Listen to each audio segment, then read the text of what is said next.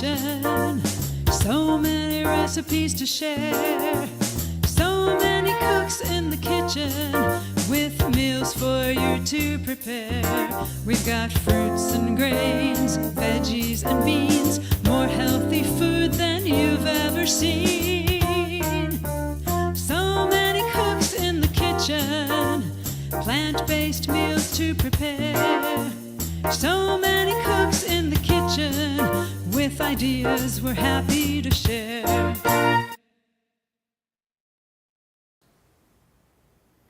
Welcome to our July show of So Many Cooks in the Kitchen. My name is Dilip Barman in Durham, North Carolina. The Cooks in the Kitchen we're all Food for Life instructors. Food for Life is a nutrition education program of the Physicians Committee. And there's about 300 of us Food for Life instructors around the world. About 20 of us got together around the time of the pandemic, when the pandemic was starting, and we started doing month-to-month shows called So Many Cooks in the Kitchen. And we've been having a lot of fun with it. We go kitchen to kitchen, sharing on various topics. And every month we cook dishes that are vegan, whole food, plant-based, with limited fat. And we talk about nutrition and what we're making. So this month, the topic is so many onions.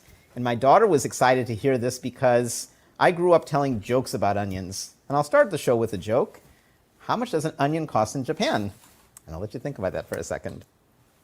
So today we have about 10 of us who are cooking, almost 10 of us.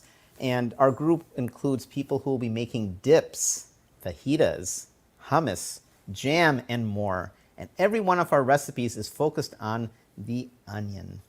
Onion is a great choice of a food. It's a great base for many foods. Many of you will be familiar with probably the most common onion. It's the yellow onion. I don't like the yellow onion very much. I like something sweeter. The white onion is sweeter. I don't tend to use the white onion. I bought it just to show off on the show today, but I don't generally buy white onions. I don't find that it has a pronounced flavor. My favorite onion is actually the Maui onion. I used to go to Hawaii periodically. Some people say the Maui onion is as sweet as an apple, and it really isn't that sweet, but it's delicious. And you're able to bring them back when you visit Hawaii, and I would bring back some Maui onions. I think one reason the Maui onion is so tasty and so sweet is because of the volcanic ash, that everything in Hawaii grows there seems to taste so good. But what I generally buy is Vidalia onions. Vidalia onions come from Georgia. At least originally they came from Georgia. Those of you on the West Coast may be more familiar with Walla Walla onions. Walla Walla is a city in Washington State. And I'll be using the Vidalia onions today. Also, you can use red onions. They're also purplish. They actually have more phytochemicals because they have more color. So onions are in the Allium family of, Allium genus of flowering plants. Other examples are garlic, green onions, scallions, and also something I really like called a shallot. So it's another bulb, and it's very nice. Sometimes there's several bulbs in one. And it's kind of a cross between onion and garlic. I really like working with shallots. So those are some onions. Another favorite in the Allium genus, chives as well, are ramps. Here in North Carolina, in the southern Appalachian Mountains in the western part of the state, ramps grow. They grow wild, and they're kind of also garlicky, oniony. We don't get it here in central North Carolina often, but once in a while we do. They're kind of small and squat. They're much smaller than the green onions, and they have a really nice pronounced flavor. So if you can find ramps, try them. They're really good. So some information about onions. So onions, as I said, form a great base. They have a savory flavor. I sometimes like sautéing them. Cooking them on low heat, on cast iron, for example, you end up caramelizing the sugars. That's called caramelized onions, and you'll cook them till they're brown, and it's nice. They have a nice sweet flavor, even if it's a yellow onion, not necessarily a sweet onion. A piece of historical evidence or a piece of interesting information is everybody doesn't love onions. I had a roommate, an office mate at IBM years ago. Kurt Kresge was his name, and Kurt would tell me his favorite vegetable was the onion. Many people wouldn't pick the onion, but of course it's such a nice complement to so many flavors, and often we start with the onion and we add other ingredients, so there's some good reason for calling onion a favorite vegetable. But there are people, my mom avoided onions. She never ate onions or garlic. She didn't mind having it in the kitchen, and she could cut it, but she would prefer that I do the cutting. And there's reasons for that. In India, among Hindus and Jains, there are people.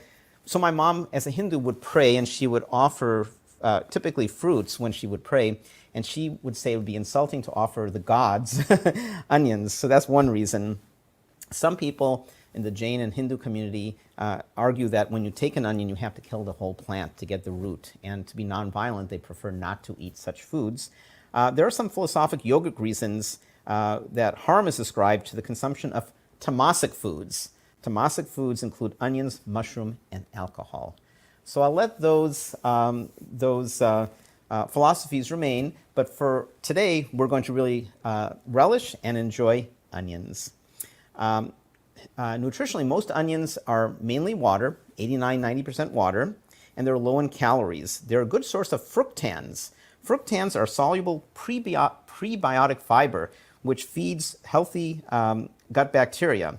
It can be anti-inflammatory and can reduce the chance of colon cancer. However, fructans are also called FODMAP foods, and those with irritable bowel syndrome may want to reduce or avoid these foods because it may cause bloating. So definitely check with your healthcare provider. But most people enjoy onions. Onions also have sulfur compounds which can help protect against cancer.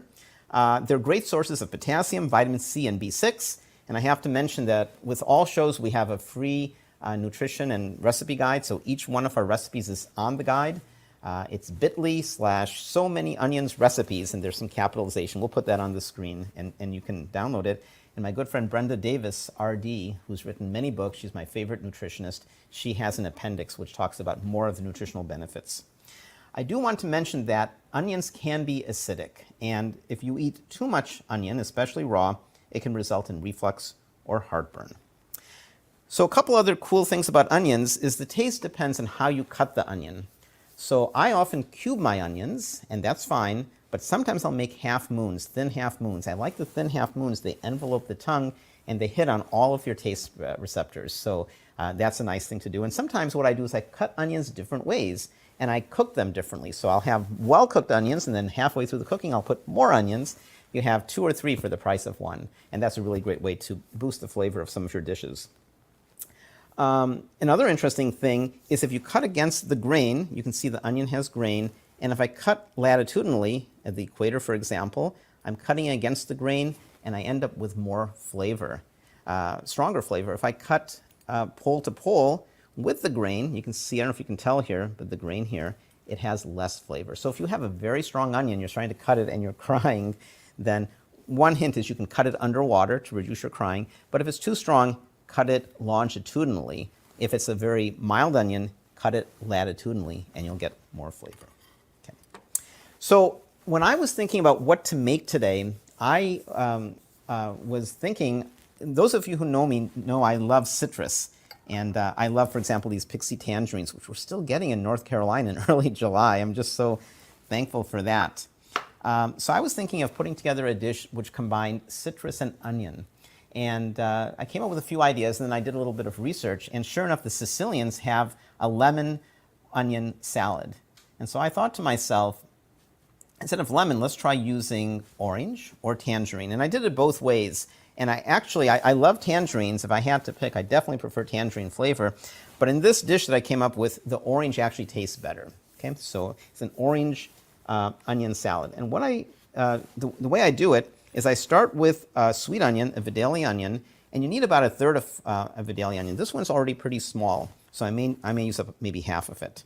So all you do is you take a good knife and you cut it as thin as you can. So you can use a food processor if you want.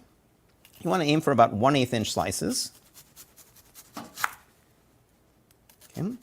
Now one trick with cutting, you don't want to cut your fingers, is there's the bear claw technique. So you can hold the onion or potato with the bear claw, which keeps the blade from your fingers. Okay, so you can do that. I usually find it's much easier, especially just to hold on. They actually sell onion holders, which make it really easy to keep your fingers away from the onion. Okay. So my family really loved this salad, but my wife was pointing out that onions are acidic, and you want to have small serving of the salad. And so that's what I'm going to do. So I've sliced the onion, and what I'm going to do is I'm going to take the inner rings, and I'm just going to punch them out. Let's make some space here. I'm just going to punch them out.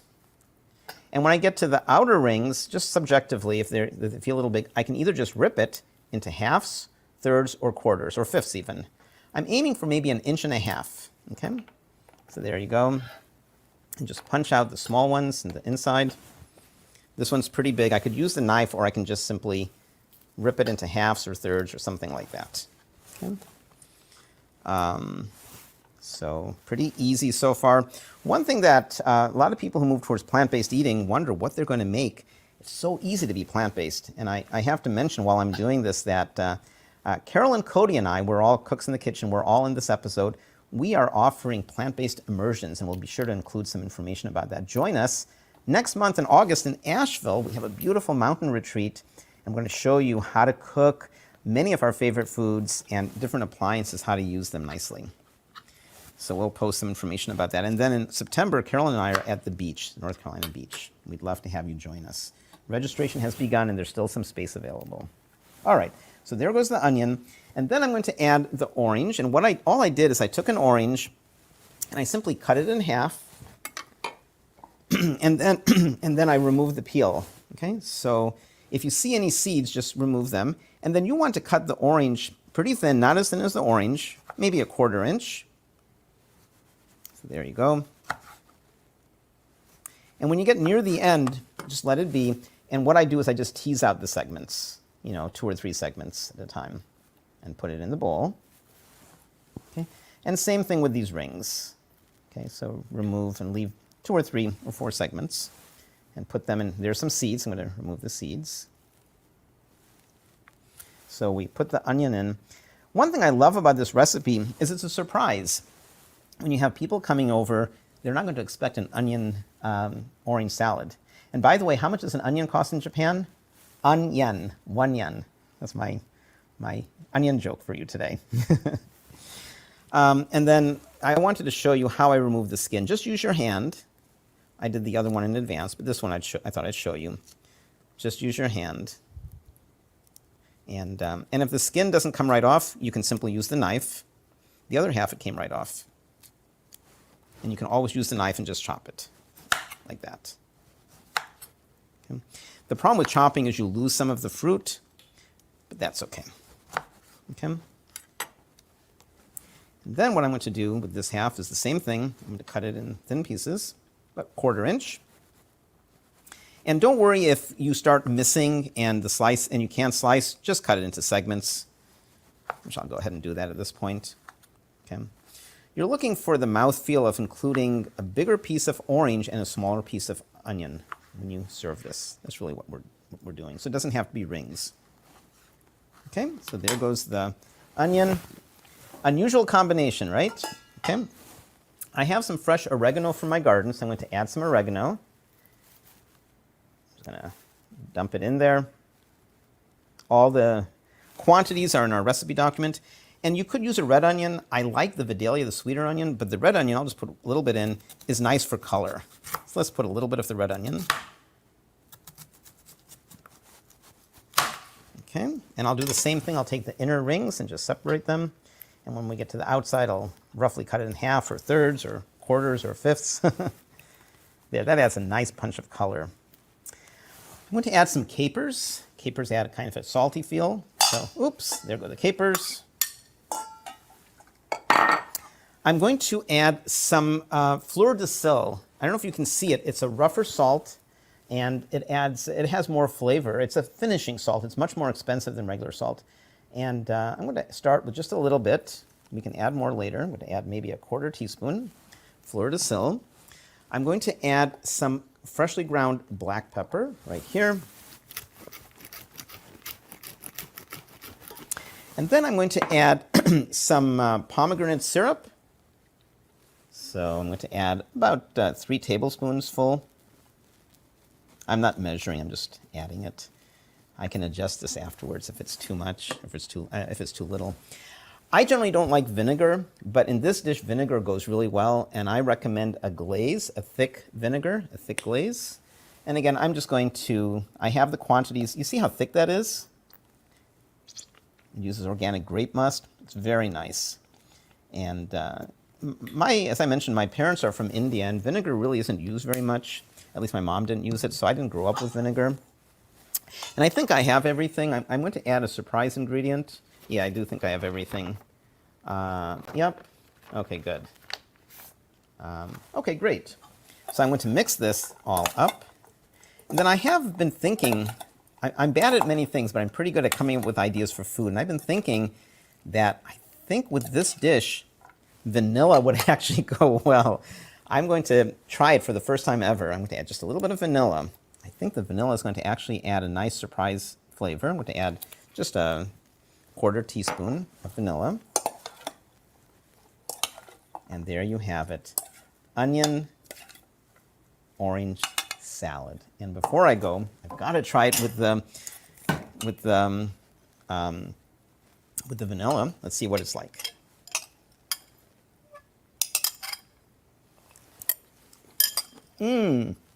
I was right. The vanilla is actually outstanding.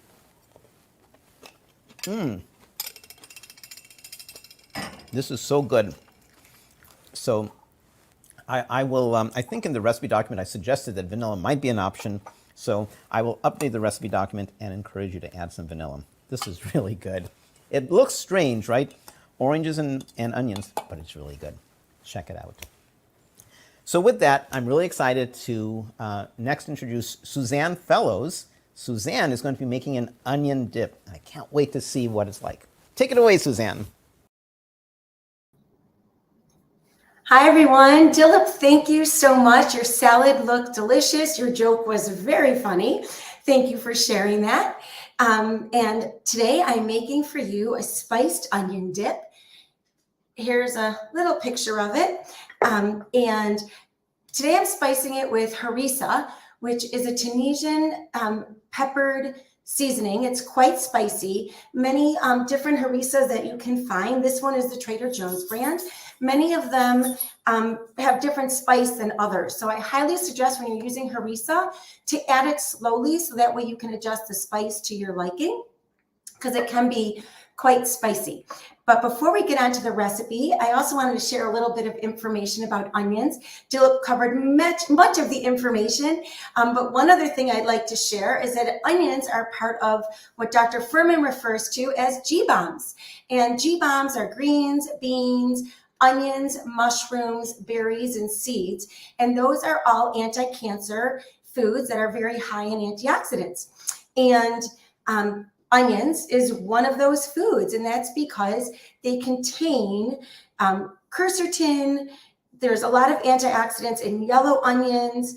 The red onions also have some antioxidants and some amount of quercetin, but white onions actually do have quite a lot. And I prefer, although depending on the salad or what I'm making, but I really enjoy using, like Dilip said, sweet onions. And that's also because when they cook, they just bring out a really sweet flavor. Many years ago, I used to actually make this recipe with, I would add maple syrup or agave syrup, but honestly, if you use a sweet onion, you don't even need to add that extra sugar into this dip. So you'll see in the recipe today, if you go in and look at our recipe guide, that today's version of this recipe does not contain any maple syrup or any added sweeteners. The other great piece of information that I found to be interesting, because I was looking it up when I was adjusting the recipe, is you always kind of wonder, do you really need to measure out a cup of onions? And then when you're at the grocery store trying to decide, oh, well, I need 2 cups of onions. How many onions is that? A great little chart that I found online, and I apologize because I don't remember the reference, and some of them were different than others. But basically, 1 large onion, this is actually 1 cut in half just because I thought it was prettier to display this way. But if this would be about half the onion, twice of this, according to the guide, is about somewhere between 2.5, 3 cups. And when I chopped up one that was very similar in size. I actually measured it just to check, and sure enough, it was about 2.5 cups. So a large onion is somewhere between 2.5 to 3 cups. A medium onion is about 1.5 to 2 cups, and a small onion, or even like a one shallot, is about 1 cup. So that's kind of a good reference. And the other thing, when you're especially when you're using a sweet onion, if you add a little bit over, it's great. If you add a little under, I always don't really love to measure sweet onions, because to me, I love the taste of sweet onions, especially when they're being cooked first. So if you add a little bit extra, it's just even better. So today's recipe, like I said, is a spiced onion dip. And we're going to start. For time's sake, I already went ahead and cooked down the onions and the garlic. And this was about 15 minutes on the stove. So not too long of a time. I don't wait for it to completely caramelize. So I'm going to go ahead and add those in first. Obviously, if you're doing this in order while this is cooking, that's a great time to fill up your either your food processor or a high-powered blender. I've also made this before in a Vitamix, but personally, I feel like I get a little bit more waste when I go to empty it into a bowl from a Vitamix or from your high-powered blender. So I kind of like the wideness of a food processor, where I can really easily scrape everything out and take out the blade and sort of scrape it down when I'm making the dip. So I already went ahead and I added my cooked onions and garlic, and now I'm going to add a cup of white beans. And I sort of left that loose in the recipe with white beans, because sometimes some stores don't have the exact bean you're looking for, and I didn't want you to think you couldn't substitute one bean for another. So I personally like this recipe with navy beans. Unfortunately, when I went to the store, they didn't have any. So I had used cannellini beans, which many people don't understand the difference of white beans, as I do not. And almost every time I go to the grocery store, I look it up online. And so I'm just going to quickly share that with you. So a navy bean is the tiniest white bean. It's really great to cream into a dip because it is so smooth and creamy. It has a softer skin on it. So it creams up really nicely. Another creamy bean is a lima bean. And then white kidney beans and cannellini beans are actually the exact same bean. It's just another name for it. And then Great Northern beans are a little bit smaller than the white kidney bean and the cannellini bean, but they're also another great bean. They're also a little bit more firm. They tend to be best in a stew or a soup or a salad, casserole, something like that. But again, can easily be used in a dip recipe, because once you put it into the food processor, it blends it down. It may require a couple extra seconds compared to a navy bean, but nonetheless, it tastes delicious. So I'm going to go ahead and add the cup of my beans, and feel free to use canned beans, or you can use fresh beans. If you do use fresh beans and you cook them down, you can actually substitute the water in this recipe for the water from the cooked beans, and it just gives it a little bit richer flavor and a little bit creamier texture. The next thing that we're going to add is our tahini, which I've already stirred up and put into a measuring cup, because tahini is kind of messy to get out of the jar. You have to stir it. So I thought I would save myself that embarrassment on camera. So here we have a 1/4 cup of the tahini already measured and scraped out of there. And then we're going to add, the next on the list is the 1/4 cup of water. However, I like to add that actually at the end, because you can sort of adjust the thickness that you're going for. So the next thing I'm going to do is juice two halves here, but juice a lemon. And again, you can use, fresh lemon that's already been purchased and juiced, or you can use the lemons and just go ahead and juice them, just like I'm doing here. This is a great juicer. Another trick with a lemon is actually put it in upside down, which many people don't realize. That's actually a great way to juice. And then go ahead and push it through the opposite direction. So I like to do it a little bit both ways to get the most juice that I can out of the lemon. So that's a great way to do that. And obviously pay attention to your seeds, because it's never fun to then eat a lemon seed later on when you're eating your dip. So I'm gonna go ahead and just finish squeezing this lemon juice out. And again, turn it upside down in the holes. Hopefully it won't go through in your lemon press. That is one thing I would say to splurge on, and that is I did get a seed in. That's one thing I would say to splurge on is a heavier lemon press versus a plastic one, because it is very hard to squeeze it with a plastic one. You end up wasting a lot of the lemon, where if you have a better press, it actually, you get more juice right on out of it. And now for the seasoning, we're going to do a little bit of smoked paprika, which I find to be a delicious seasoning. It gives it a really bright color, and it's really nice and like a warm seasoning. And I'm going to do 1 teaspoon of that. And then we're going to use our harissa. And with our harissa, I have a 1/2 teaspoon that I like to start with, but I know I like it spicy. Please feel free to go less or more. I also like to even go up to a full teaspoon. But I know not everybody likes things that spicy, and I am bringing this to somewhere tonight, and so I don't want to put too much spice into it because it is for others. And then I'm going to use 2 teaspoons of apple cider vinegar, which just give it a nice bite and a little bit of a zing. Again, when you're flavoring things, if you could really remember to do something a little salt, a little sweet, a little spicy, a little sour, that's actually a great way to kind of balance the dishes that you're creating and creates really flavorful items. So I believe we have everything. I'm going to add a little bit of salt when I am done. And I'm going to go ahead and leave it on for a moment. Sorry about the noise. But once you can kind of get a feel for the texture, then you can decide whether or not how much of that 1/4 cup of water you want to add. And honestly, this lemon was so juicy, I don't even think that it's going to be necessary. But I would just let this run for about 30 more seconds, see how smooth it is. You can see it's really, really easy. This is great. You can see it's a really pretty color. The other thing I also like to do is I save a little bit of the onions from after I caramelize them, so that I could just go ahead and just sprinkle it on top of the dip and make it just have a little bit of decoration.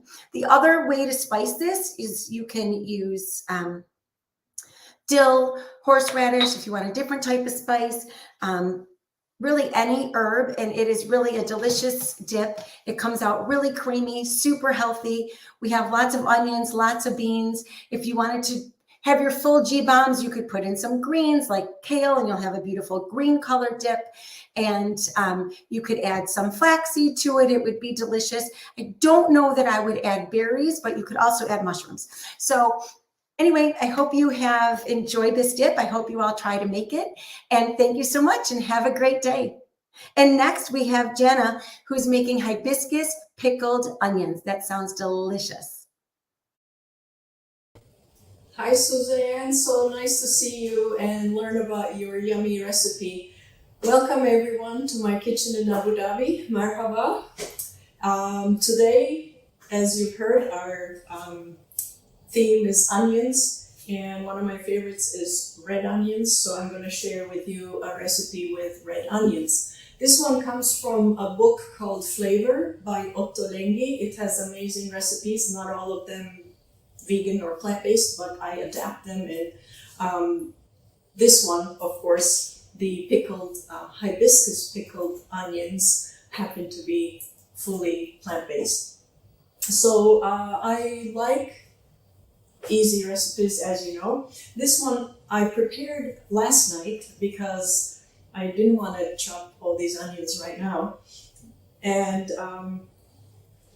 that's also part of the ease of this recipe, because you can make it overnight or it's ready in about 2 hours. So if you forget, you can start on it in the morning and have it for your lunch or dinner. And look at this beautiful color. This recipe has few ingredients: red onions, a lime, which you shave and you need to use the skin of the lime, a garlic clove, which you need to smush using just one clove you take out and then you smush it. You don't even need to peel it. And then a pinch of salt, some white wine vinegar, and some sugar. I use powdered dates. And the funky ingredient is hibiscus tea. I just bought a simple hibiscus tea that I saw in the supermarket. If you have loose hibiscus tea, you can adjust it, use about 5 grams, which is about I think like a fifth or sixth of an ounce. So basically you use a mandolin, which I don't use because I'm deadly afraid of them. So I use my big chef's knife to thinly slice my onions. And here's a tip. If you have your onion right out of the fridge, then when you thinly slice it, it will not make you cry. That's something to remember. So I cut mine yesterday right out of the fridge and I didn't cry. Here it is. Smells amazing. I'm just gonna put some here to show you really how beautiful the color is. Before serving, take the tea bags out for our demo here. Look at this beauty. And I'm gonna put some of the liquids. Here we go. And remember, these are leftover jars that I keep using. So I'm taking the tea bags out. And here we go, second tea bag. So the recipe calls for 2 tea bags. And you basically put all ingredients in a jar or a bowl, pour the vinegar, and that's it. You're done. And look at this. The color is just absolutely stunning, and it goes nicely as a decorative but flavorful garnish. And you can use it in, I use it in sandwiches, I use it over polenta, I use it over hummus, and I've also used it with lentil salad. It just goes deliciously with lentil salad. Today I decided that I would use it with some fava beans, which are very traditional here in Abu Dhabi or in the UAE, I would say. They eat them for breakfast. And when I travel in this country and go to one of the local hotels, I love eating them for breakfast. And often they serve it with sliced raw onions, but I'm not so fond of sliced raw onions, so I prefer it at home to make the pickled onions. Today I've also chopped some kale. I'm going to mix my kale with the fava beans. As you see, easy peasy.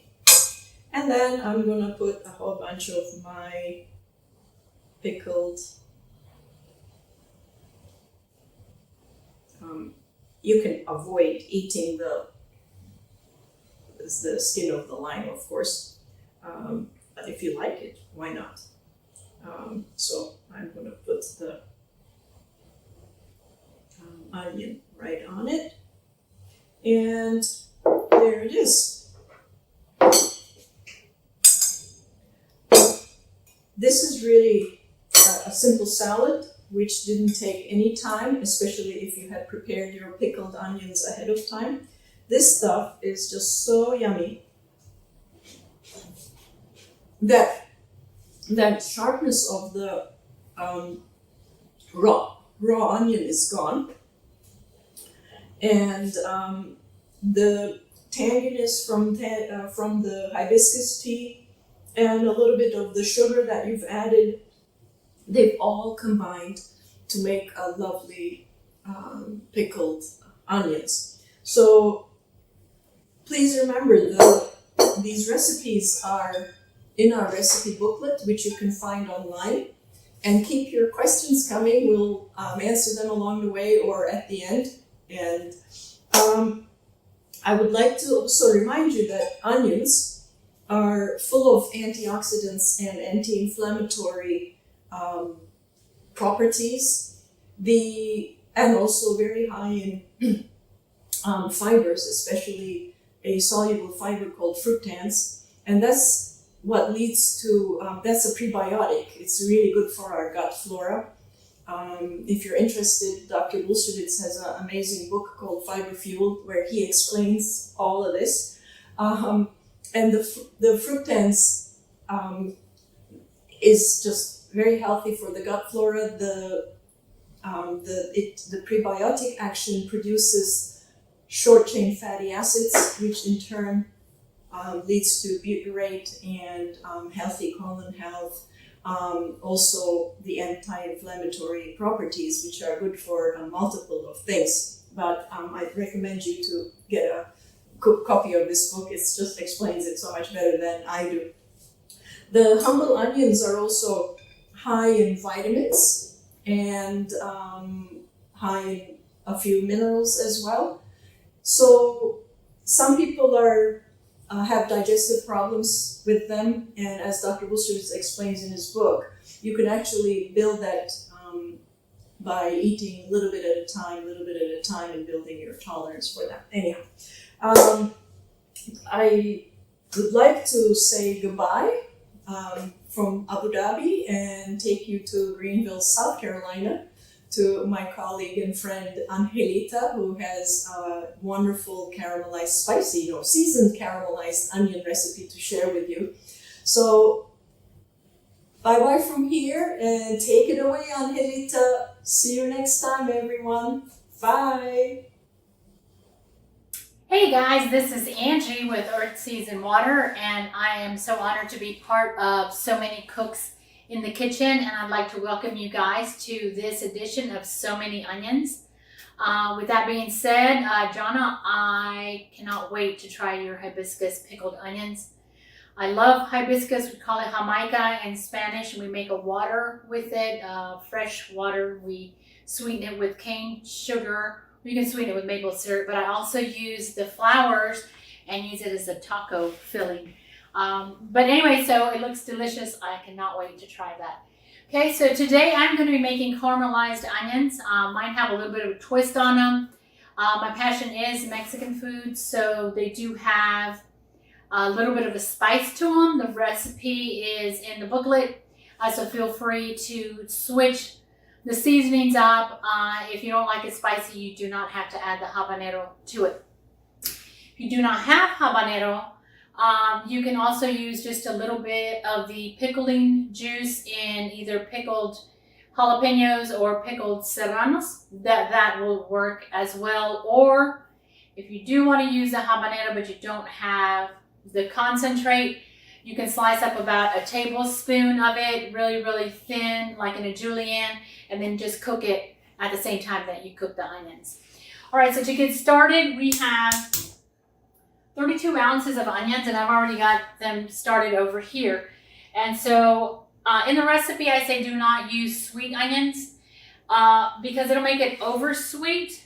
So we have just the standard everyday yellow onion, and then I have the white onion that is mostly used in Mexican cooking, and it's eaten raw as well. Now, I know onions do tend to make some people cry when you're slicing them, and that is due to the sulfur content. And the more sulfur that there is in the earth where it's grown, the stronger it is. That's going to cause you to tear up.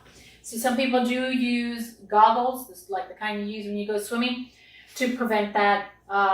Wives' tale is you also can put it in the refrigerator, so if it's cold, then you have less of a chance of those oils being released into the atmosphere and falling into your eyes. So my favorite knife to cut the onions with, and we're going to cut them across this way, is this little knife. It's really supposed to be a cheese knife from Cutco. This is what I use for it because it's so sharp. All I have to do is just kind of cut right down on it. Remember, when you're cutting, be very careful.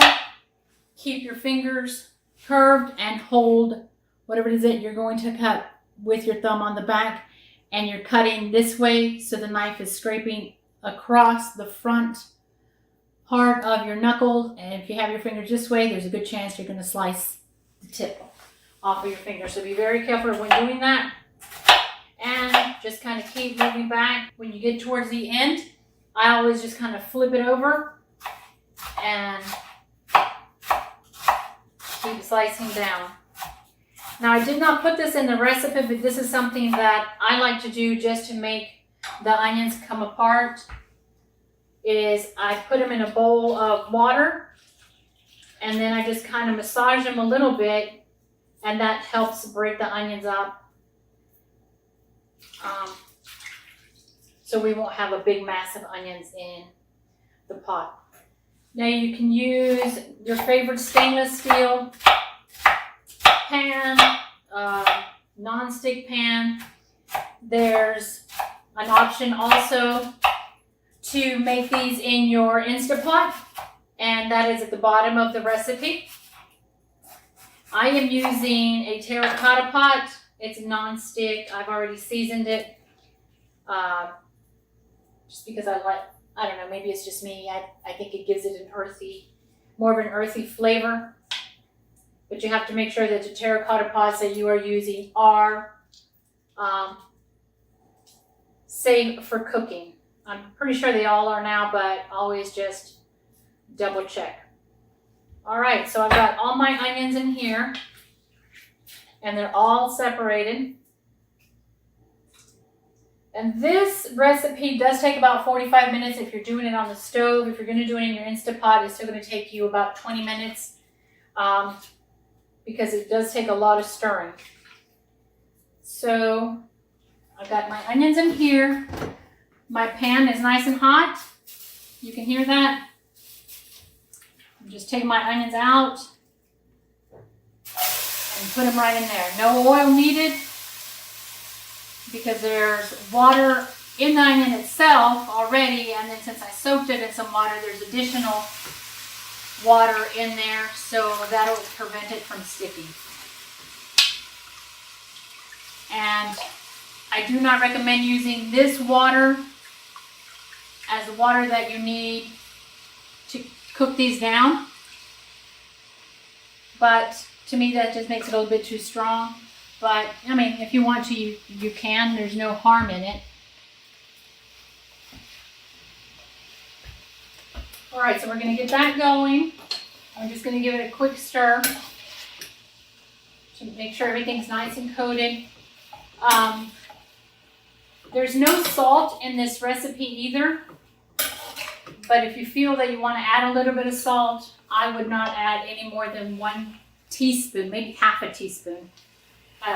At the most to this. We're going to cook this down until the onions start getting translucent or a little bit wilted.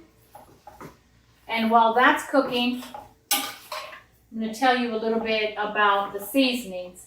So this is a new product that I've come across, and it's oak barrel, and it's made by this company right here. You can go online. I don't know if you can see that, but it's the name of the company.com, or you can call the 800 number, 800-966-5225 to get it. And it's just vegetable glycerin, natural flavors, water, and it has a little bit of vanilla extract. That's all that's in here. And then the other one is the habanero concentrated flavor. Same thing. So you can find it online.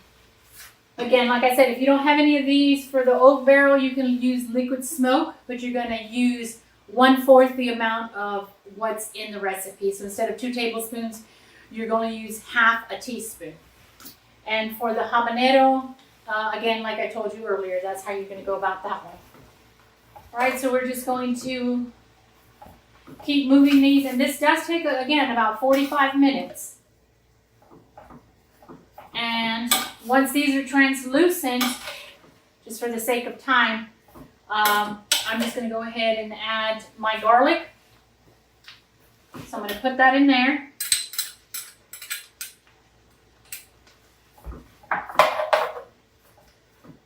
And mix it in nice and neat. Make sure everything's well incorporated. You don't have to cut the garlic really, really small because it's going to cook a lot, so it's going to kind of fall apart in here. And we're going to add the oak barrel concentrate in there. And the habanero goes in there as well. And I haven't added the water yet because I can still hear it sizzling. And then I'm going to add the maple syrup.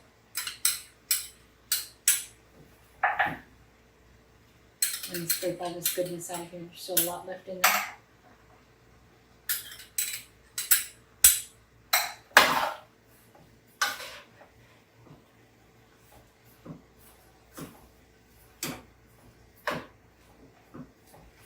Okay, so now what I'm going to do is I've got my water here already. You can use vegetable stock if you would like. And I'm just going to add probably about half a cup. And just kind of keep adding it until everything is nice and caramelized.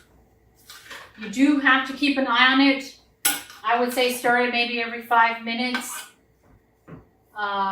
So make sure that when you're making this, that you're in the kitchen and not trying to do laundry and all that kind of stuff. So with the 32 ounces of the onions, once they've all cooked down, you're going to end up with a container about this big, which is probably about maybe 12, 14 ounces. And this is the color that you're looking for. So I made this one earlier this week, and I use this when we're having plant-based hot dogs, any of the bean burgers, I use it as a topping on that. I made tostadas the other night, and I mixed it into my beans. So it gives it just such an amazing flavor. I made some chickpea crepes, and I filled those with some steamed vegetables, and then I heated this up a little bit, and I put them on top and rolled them up, and it was really, really good. But anyway, so this is a quick and easy recipe to put together, but it does take some time to get it done. But believe me, once you start making this, it's going to be a staple in your fridge all the time. It's really good to keep it on hand on those nights when you're so tired and you're just like, I really don't feel like cooking. You can steam a potato, add some hummus to it, top it with this, and you've got a meal. Or you can take hearts of palm, you can dice those up, add this to it, a little bit of vegan mayo, and you can make yourself a nice little salad with that. All right, well, that's all I have for you. Again, thank you so much for spending your Saturday with us. We really, really do appreciate it. I wish everyone much happiness and really good health. And coming up now, we have got Kobe. Kobe. She's making onion-loving fajitas. So, can't wait to try those. All right, thank you so much, you guys. Have a wonderful Saturday. Hi. Thanks, Angelita. That looks delicious. Oh my goodness. It's so great to see you guys. And this is one of my favorite food ingredients is onions. So today I am going to show you how to make onion-loving fajitas. And my name is Cody Stubbe, and I'm in Omaha, Nebraska, and welcome to my kitchen. I'm excited to share this recipe with you today. So this recipe is fantastic because you can actually whip it up really quick. It's really affordable. The kids love it, and so it's just a win-win for everybody involved. So let's get started. So first, basically, you just need 2 of your favorite onions. I like the sweet yellow onions. So basically, you're just gonna slice them up, and then you're gonna quarter them. So then they come out into about a 1/4 inch thick, And like I said, you quarter it again. So just kind of nice bite-sized pieces. And then you're just gonna kind of separate those up. Okay, so you do about 2 onions worth. I got a bowl of these. And then you're gonna cut up about 2 peppers. So one that's green and one that's red. And I basically just, of course with all my stuff, I wash it up. And then these, I'm just gonna slice them to whatever size you really want.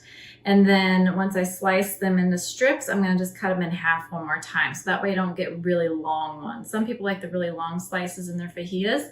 I like a little bit shorter for the kids because sometimes they like smaller size fajitas. So that's what I do. So anyway, you're gonna get a cast iron skillet, which I have here. And what I did with this, I just did a very light vegetable oil spray on it and then kind of wiped it off and rubbed it around really well because you want it nice and seasoned because sometimes things stick a little bit. So what we're gonna do is we're gonna throw in our onions here. And I'm gonna have to turn this on, so I'll come around here to do that. So I'm going to do about a medium heat. And you're just going to go ahead and cook these. You're gonna let them set here until they kind of get a little bit browned on the edges. So about 3 to 5 minutes. It kind of just depends the heat of your stovetop. So while that's cooking, I'll show you here what we're gonna get together. We are going to have ready some paprika. And I'm just gonna kind of put it in my little bowl here. Gotta get my measuring spoons organized here. They're really nice. Okay, so about a half a teaspoon. Now there's different types of paprika you can use. This one's a sweet one. So I'm just gonna set that there, about a half a teaspoon. Now I got about a half a teaspoon of garlic powder. You can do fresh garlic too. It just kind of depends what I have on hand. So if I'm in a real hurry, a lot of times I do just the powder. And sometimes about a few more minutes, I like to just go ahead and mince 1 clove in there. All right. And then I got a half a teaspoon of ground cumin. Put that in there. And then last, I'm just gonna throw in just a little bit of chili powder in here. And that's just about 1/4 a teaspoon. And that's it for your seasoning. So really not much. I'm gonna throw that in after I cook all this. So then you're just going to stir it up like so.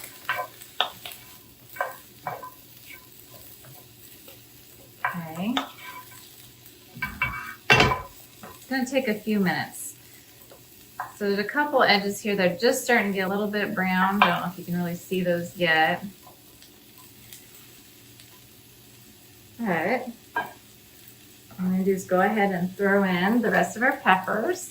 And peppers are a great source of vitamin C. And you see those beautiful colors there. So they got different antioxidants in there.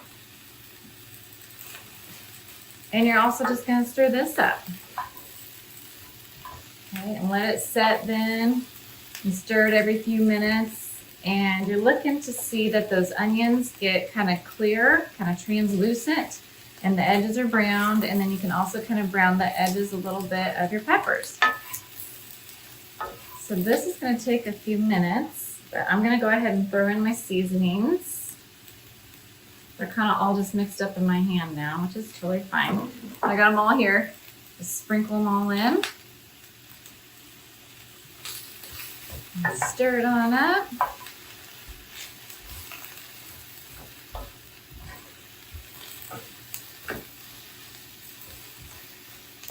Okay, that's looking good. This is really a pretty quick recipe. You can also put a lid on it. So if it looks like you have your pan's pretty full, sometimes you'll put a lid on it just to kind of steam up through a little higher to cook those veggies. If you don't have as many or a bigger pan, then it'll probably cook a little quicker without, or with or without the lid. So it smells really good. I'm gonna put that on here. Okay. So I want to show you what it looks like when you're all done. When those are all cooked up, I have a little pan here. And I'll show you the difference so you can see. So this, you can see the onions are kind of clear. They got a little almost brown color to them. The edges might be a little bit crisp. And then of course the veggies are just, you know, fork tender. They're really delicious. So I'm going to serve you up one, or myself up one here. Wish I could share with y'all. Now I did find some whole wheat wraps, and these are kind of a little bit bigger than probably the fajita size, but they work. So you can kind of get whatever size you want. The girls like the smaller ones. My husband and I kind of like the bigger ones. These ones are pretty soft, and these I think are only 2 grams of fat per serving, so they're a good choice. And these are whole wheat. They're the Mission brand, and those are pretty good. There's no added sugars, so we like those at my house. And one way, like let's say if you get one and you want a little bit softer, you can take a paper towel, put a little water on it, squeeze it out, lay it over it, and then microwave it for like 10 seconds, and that will soften up your shell really nicely. But these ones are really great for tonight. All right, so I'm going to serve this up if I can here. It's really good. I know my husband and the kids are excited to eat this today. There we go. Oh, it smells so good. Okay, so then for some toppings, so there's just that. We can add in some beans, like black beans are really great with this. Red kidney beans, the girls really like those too. So, and you can season these, heat them up, however you want to do it. The girls don't like a lot of seasonings, so I don't do a ton of that with the beans because there's already some seasonings in with my fajita mix. Just some. And then what's also good is to add some salsa if you want to. And then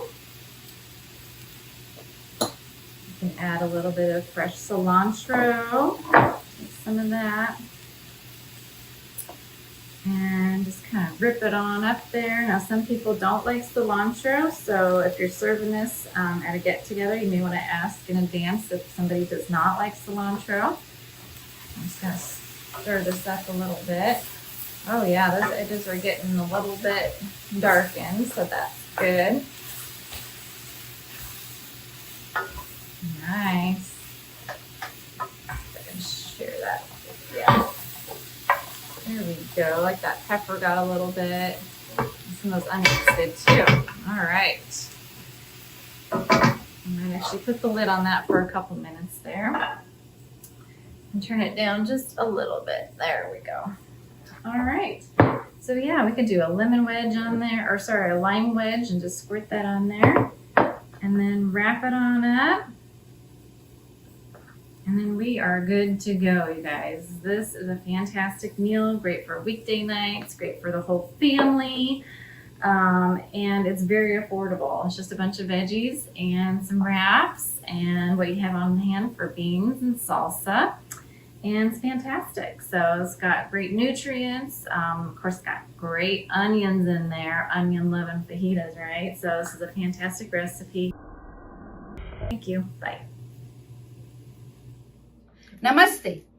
Welcome to this episode of So Many Cooks in the Kitchen. I'm from Atlanta, Georgia, and thanks to Cody for that amazing fajita presentation. Now we're going to be making onion pakodis today. Pakodi is a street food from India and it's very popular and it's typically deep fried. But today we're going to make a heart-healthy version, a really healthy version, loaded with vegetables as well and onions. So come join me. Let's begin making this together. We'll begin by taking about half a cup of chickpea flour. This is easily available in American grocery stores, but most definitely in Indian grocery stores. We buy chickpea flour by the big bags, about 8 pounds at a time, because we make some of these dishes quite often. And chickpea flour is pretty versatile to make so many other dishes like omelets and, egg-free omelets and things like that. I'm adding to this about half a teaspoon of red chili powder. And if you don't like it so spicy, you can of course skip it or add very little of it. These are carom seeds. I'm going to add these to the chickpea flour batter as well. This is a special seeds that are available only in the Indian grocery stores. They've not made it to the American grocery stores as yet. They typically are combined with with chickpea flour just to aid in digestion, and they impart an amazing flavor. If you know the flavor of licorice, it's kind of similar to that. Not quite exactly, but somewhere along that flavor profile. And I have half a teaspoon of salt, which I'm going to add to this chickpea batter. Bring it all together and make sure that all these spices are well combined. And now we'll be adding our star ingredients, which is the onions. And they have been cut into slivers and thin and long strips. And they're all separated. So add about half a large onion to this chickpea batter, and then we will be adding half a cup of finely chopped kale or spinach or collard greens, anything you have around the house. This makes it really healthy to add all these greens as well. And we love cilantro in our pakodis. Typically, these pakodis have lots of cilantro. So I've added about half a cup to 1/3 cup of cilantro here. And then just to add a tad bit of color, I'm adding these carrots. But this is pretty versatile. I grated about half a carrot here. But it's pretty versatile, this recipe. You can really add any number of vegetables you want. You can add red bell pepper for flavor and taste. It adds a nice sweet flavor to the pakodi, and also gives out a little bit of more water than these vegetables. So feel free to customize it. You can add green bell pepper or any other colored peppers as well. We love it spicy. So we're going to be adding chopped jalapeno. Adjust this to taste, of course. If you don't like it spicy, you can totally skip it. And if you like it more spicy, you can add more, or you can add spicier versions like a serrano pepper or any one of these.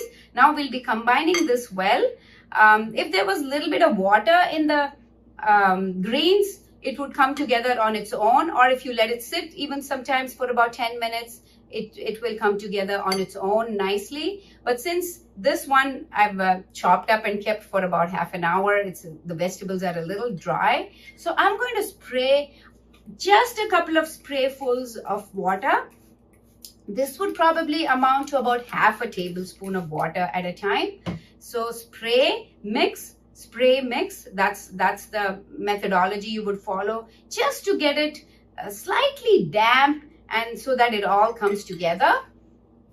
So I'm going to be spraying just a couple of times so that it absorbs all the dry chickpea flour, comes together really well. And then if you let it sit for just a couple of minutes, it makes for really nice clusters of pakodis.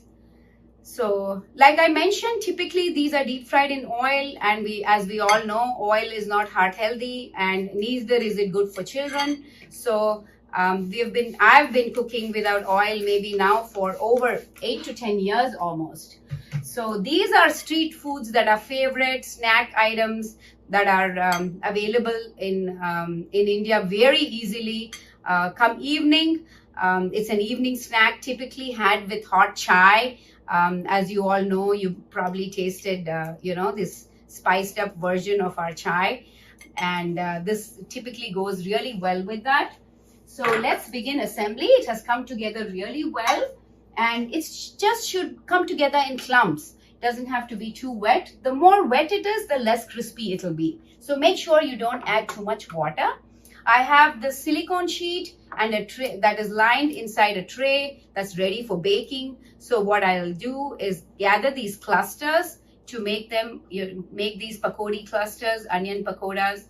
So they'll all come together really well once they're baked. So take like spoonfuls of these and lay them out. This amount of batter makes about 12 pakoris. And if you find that it's a little too dry, you can also just, dampen them a little bit so they all come together really well. So we'll be laying out all of this onto this tray and putting it in the oven at about 375 in an air fryer for about 6 to 7 minutes, not more. Keep an eye on it. Different ovens have different temperature. So this goes into the oven, and I have a tray that's already made that I'm going to grab for you and bring to the forefront here so you can see. So this is how these pakoris looks like once they're all done. And typically you don't have to flip them, but don't make them too thick or too dense. It's nice to have a few loose pocket holes in between so that it has enough air circulation and makes it a lot more crispy. Okay, so let's give it a taste test and see how well these have turned out. So I'm going to take one of these and try and taste them.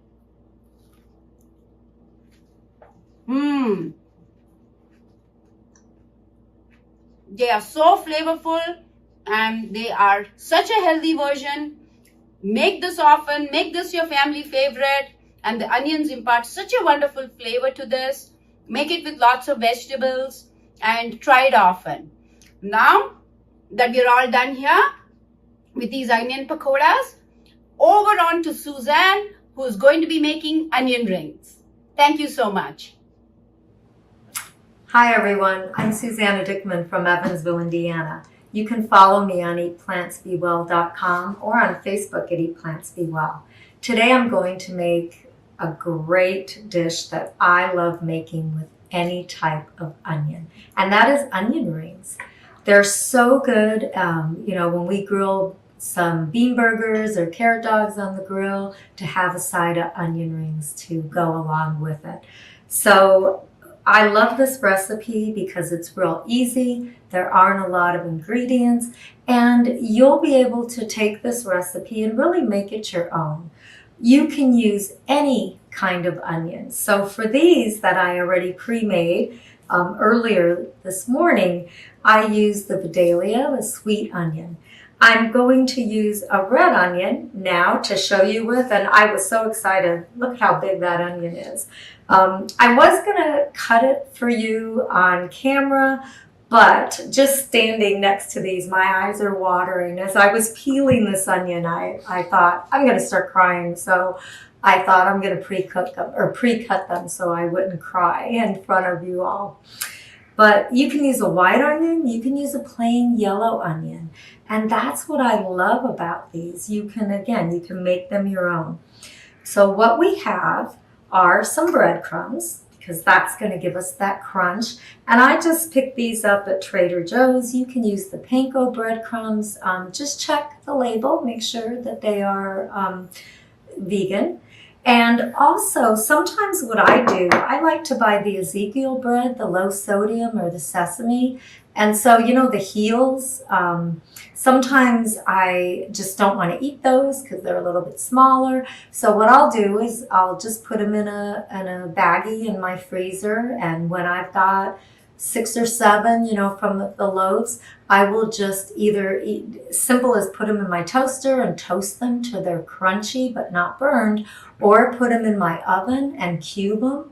And then I'll just put them in the food processor or just a mortar and kind of smash them, and you can make your own breadcrumbs. So, you're using the Ezekiel bread, which is very, non-grain and very healthy and good for you. So any kind of breadcrumbs that you want to use. Then we've got flour, where we're going to make a batter. And I chose to use oat flour for these. You can use whole wheat flour, you can use white whole wheat flour, you can use almond flour, brown rice flour, any kind of flour that you want to use. Now, I don't buy my oat flour. I just go to the store and buy whole oats, and then I put them in my blender, and I have flour. All right, let's begin. So I'm also using oat milk. again, use soy, rice, almond. I have a family member with a nut allergy, so I use soy or oat milk, and you know, it's up to you. So that's what I love. You can change the ingredients to what you have on hand and have delicious onion rings for dinner or lunch with your other things. So I wrote the recipe for you guys, but I always start with just a little bit of milk at a time, because I like to, you know, if I pour it all in, and that's okay. If you pour it all in, I might have too much, and then I will add some more flour. You want this to be like a pancake batter so that it will stick to the onions. You don't want it to be too watery, but you want it to be lump free. So I'm just going to put a little bit more milk in here. Again, making sure it's not too watery. All right, so let me get that whisked up, making sure there's no lumps. Sometimes with the oat flour there will be, so you've got to be careful that there aren't. But I think it looks good. So we've got that part done. Next, my breadcrumbs, and I just put my breadcrumbs in here. I like the flavor of the onion, the sweetness of it when it's cooked. So I really don't go for that many spices. I'm just putting in a teaspoon of onion powder. I'm going to put a teaspoon of garlic powder. And then I'm going to put in some salt. I'm going to put a half a teaspoon. Now the salt can be left out if you're not using salt. It's not a problem. So let me just put a half a teaspoon. That looks good. And that's all I'm going to use. So if you like a little bit more smokiness, you can add some smoked paprika or a regular paprika. Sometimes I will do that, but most of the time, you know, I really want to taste the onion. For me, that is the part of this recipe that I like, and that's what I want to be able to taste. So what I'm going to do now, I cut my onion about 1/3 to 1/4 of an inch. And like I said, this was a really big onion. It's really great. So let me move this over just a little bit so you can see. So I put my onion in the batter, and you can see it's sticky enough that it's gonna stay on there. Then I'm gonna shake it just a little bit because I don't want it to take all of that in there. And then I'm going to put it in my breadcrumbs. And I just like to take my hands and just put it on. I'm going to take another clean fork and clean it, flip it over a little bit, and then there it goes in my pan. So let me make a couple more just to show you. Now again, I'm going to bake this at 400 degrees for 10 to 15 minutes, you know, being mindful that they will burn, you know, depending on how big your onions are. So I always, when I'm not sure how long it's going to take, I'll always set my timer for the smaller time, you know, 10 minutes, and then I will go ahead and check them, and then if I need more time, I will do that. But these are, you know, I've been making these for all week. I think I've made 3 or 4 batches, and every time my family has eaten them up just right away as soon as they come out of the oven. And for me, you know, really, so this one's got a lot, so I'm going to shake it. Before I became plant-based, I really did not care for onion rings. And the reason was, you know, you'd go to a restaurant and get them, and I just felt like I was just tasting oil. They were so greasy. And I love onions. So, you know, when I make these, I taste the onion. I'm not getting any of the grease. There's no oil, so they're so good. So I hope you try making these. I'm going to do just one more. And these little ones, sometimes, you know, I will just go ahead and do those too. They're not rings, but they're onions. And or if you don't want to use these, you can just go ahead and chop them up and use them for something else. So this will be the last one that I do. I like, you see how making sure that I don't stick that fork in here, because I don't want all of this to get wet, because then it'll just clump and it won't work. So using 2 spoons is important. But there you go. I've got a lot more onion to do, but these will go in the oven at 400, and they are so good. Those are the ones that I made earlier. The last thing I want to talk about real quickly is this dipping sauce. So go ahead and tell me in the comments, what do you like to dip your onion rings in? Or do you like to dip them to just keep them plain? This is a Sriracha Mayo. Now in my house, we do like things a little spicy. So this is just a mayo, a tofu mayo. It uses the Maui silken tofu and has apple cider vinegar, a little bit of sugar, a little bit of ketchup, and then 2 tablespoons of sriracha. You can always add more if you like it. I know my husband will add more to his because he really likes it hot. But it is just the best. It is the best. I will make this and use it for sandwich spread, you know, to give my sandwich a little bit of spice. But I wanted to share this with you too. This is a product, and I have no affiliation to this product. I just am always looking in the store for things that are healthy, and this is a ketchup, and I really love it. It's called True Made Foods, and they have a ketchup and a mustard, and it's made from vegetables. So this ketchup, you can see the sign, no sugar.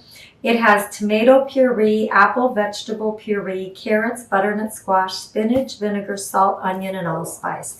It is great. So I use this ketchup in there. You can find, you know, we want to avoid high fructose corn syrup. And if you're trying to avoid a lot of sugar, most ketchups have sugar. I've also made my own ketchup too. So you could Google and look for recipes online of vegan ketchups that are so good. But that's it. Quick and easy. Didn't take that long. Put them in the oven. Keep an eye on them. 10 to 15 minutes. You want them to get golden brown, just like an onion ring. And then just, you know, biting into them, you get that sweet, sweet onion flavor. All right. So thank you so much for spending your Saturday with us. Coming up next is Karen. And Karen, I always love seeing what you're cooking, so I can't wait to see what you're making with onions. Take care, everyone. Thanks, Susanna. That looks delicious. Yeah, I'm Karen Osborne here in Austin, Texas, myfoodfitnessandfun.com. And I'm going to be making caramelized onion hummus. And it's similar to the dip that Suzanne made. I've already chopped my onions, diced my onions, and I've been slow cooking them to caramelize them. So I'm going to skip down to about the middle of the recipe where we just add a little bit of balsamic vinegar, and that just brings out a little of the sweetness, bumps up the flavor, and it's just a little. So I'm just going to stir it in. My onions are still cooking. So I've had them on the heat for a while. I've just been cooking them down with no water until they start to stick, and then put a little bit of water in it, stir it around, cover it, and wait till it absorbs all the water or cooks it out. And they're nice and soft. And I'm going to put my screen down so you can see what I'm doing. But I'm just going to add the balsamic vinegar. There we go. That's all my few ingredients here. All right, so I'm just going to add the balsamic vinegar and stir it a little bit so it gets all dispersed. And then we're going to put the lid on and let it cook down, let the onions absorb the flavor and continue getting even softer. And that doesn't take too long.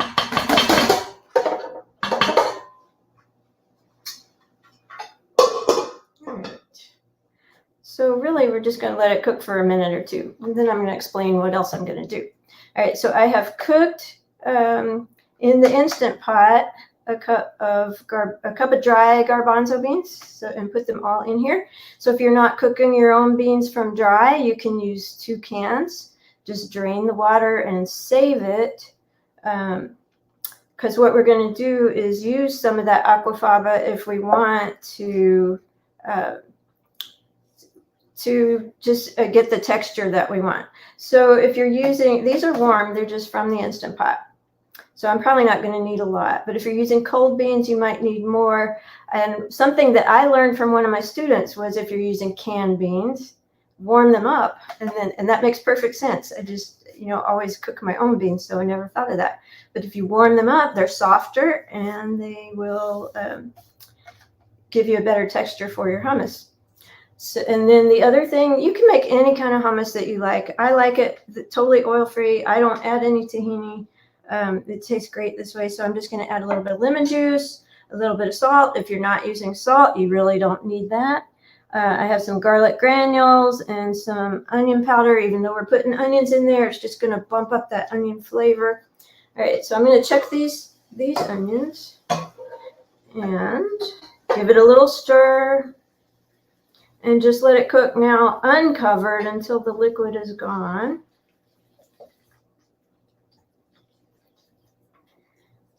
And I'm going to start adding all my ingredients into the food processor for my hummus. So you've heard a lot of good tips about how to keep from crying when you're chopping onions. And another one is that hasn't been mentioned, so that like when you cut the onion and damage the cell, then an enzyme is released that actually combines with the amino acid in the onion and produce a gas, which is what irritates your eyes and you get the tears. And that gas is supposedly attracted to water. So one thing that is said is if you put a wet paper towel folded on your cutting board as you're cutting the onion, put it near the onion, then that gas is attracted to the paper towel. And I did that, and I think it worked. But yeah, that's something else you can try. So this looks pretty good. I would normally let it cook down a little bit more, but for time's sake, I'm going to take it off of the heat and just let it, spread it out and let it cool, because we want to, we don't want to use it really hot. So I'm going to let it cool while I make the hummus really quick. All right. So I've got my garbanzo beans in here. I'm going to pour the juice of a lemon, which is usually about 2 tablespoons. And then I'm going to put my onion powder, my garlic granules. And then if you're not using salt, again, you leave that part out. And that's it. So I'm going to start processing it and see what the texture is like before I add any of the extra liquid. We'll see if I need it. So here goes. And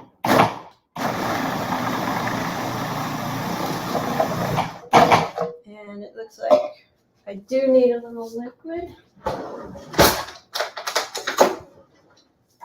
Just going to stir it off of the sides.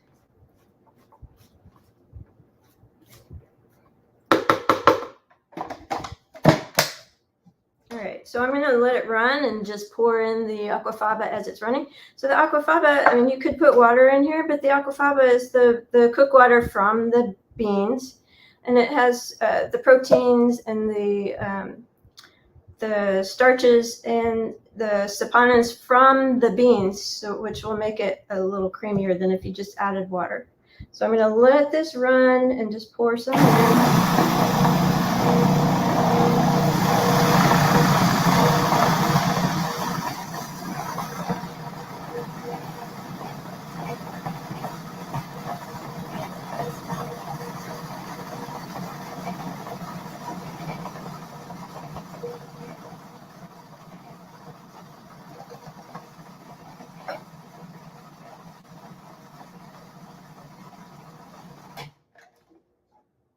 I'm going to scrape it down off the sides again.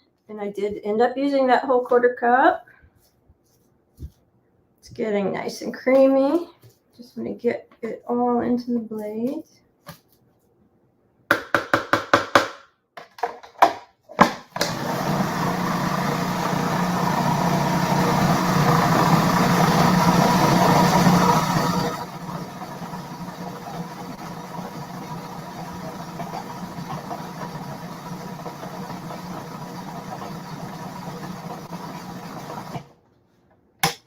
And you can let it run as long or as short as you like. Like the longer you run it, the creamier it's going to get. If you want a little texture in it, stop it before it gets too creamy for you.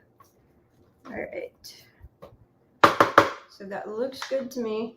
Now what I'm going to do is take a 1/4 cup of my nice caramelized onions and just pulse it in. So this adds even more flavor to the hummus. Do a generous 1/4 cup. Right.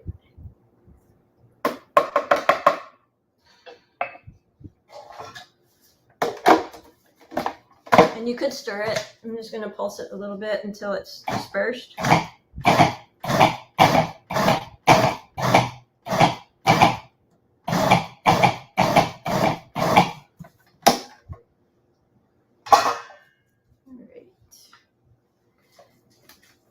And I'm just going to give it a little stir. So they're nice. You have nice chunks of tasty onions. I don't know if you can see that in there, but I'm going to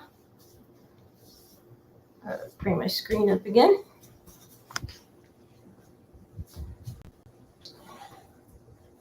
Just add it, and I actually need a bigger bowl for all of this, but I'm put about half of it in here.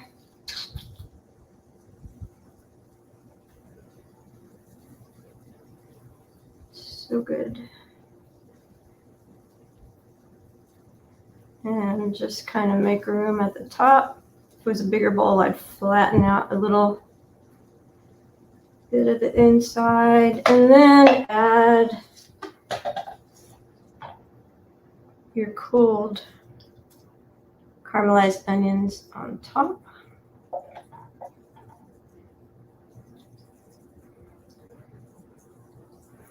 And it's so good. You can serve it with anything. I've just made some, these are quinoa, like pita chips, and carrots and celery and red bell peppers. But actually, jicama is good to dip in. And anything you like to dip in is perfect. So there we go.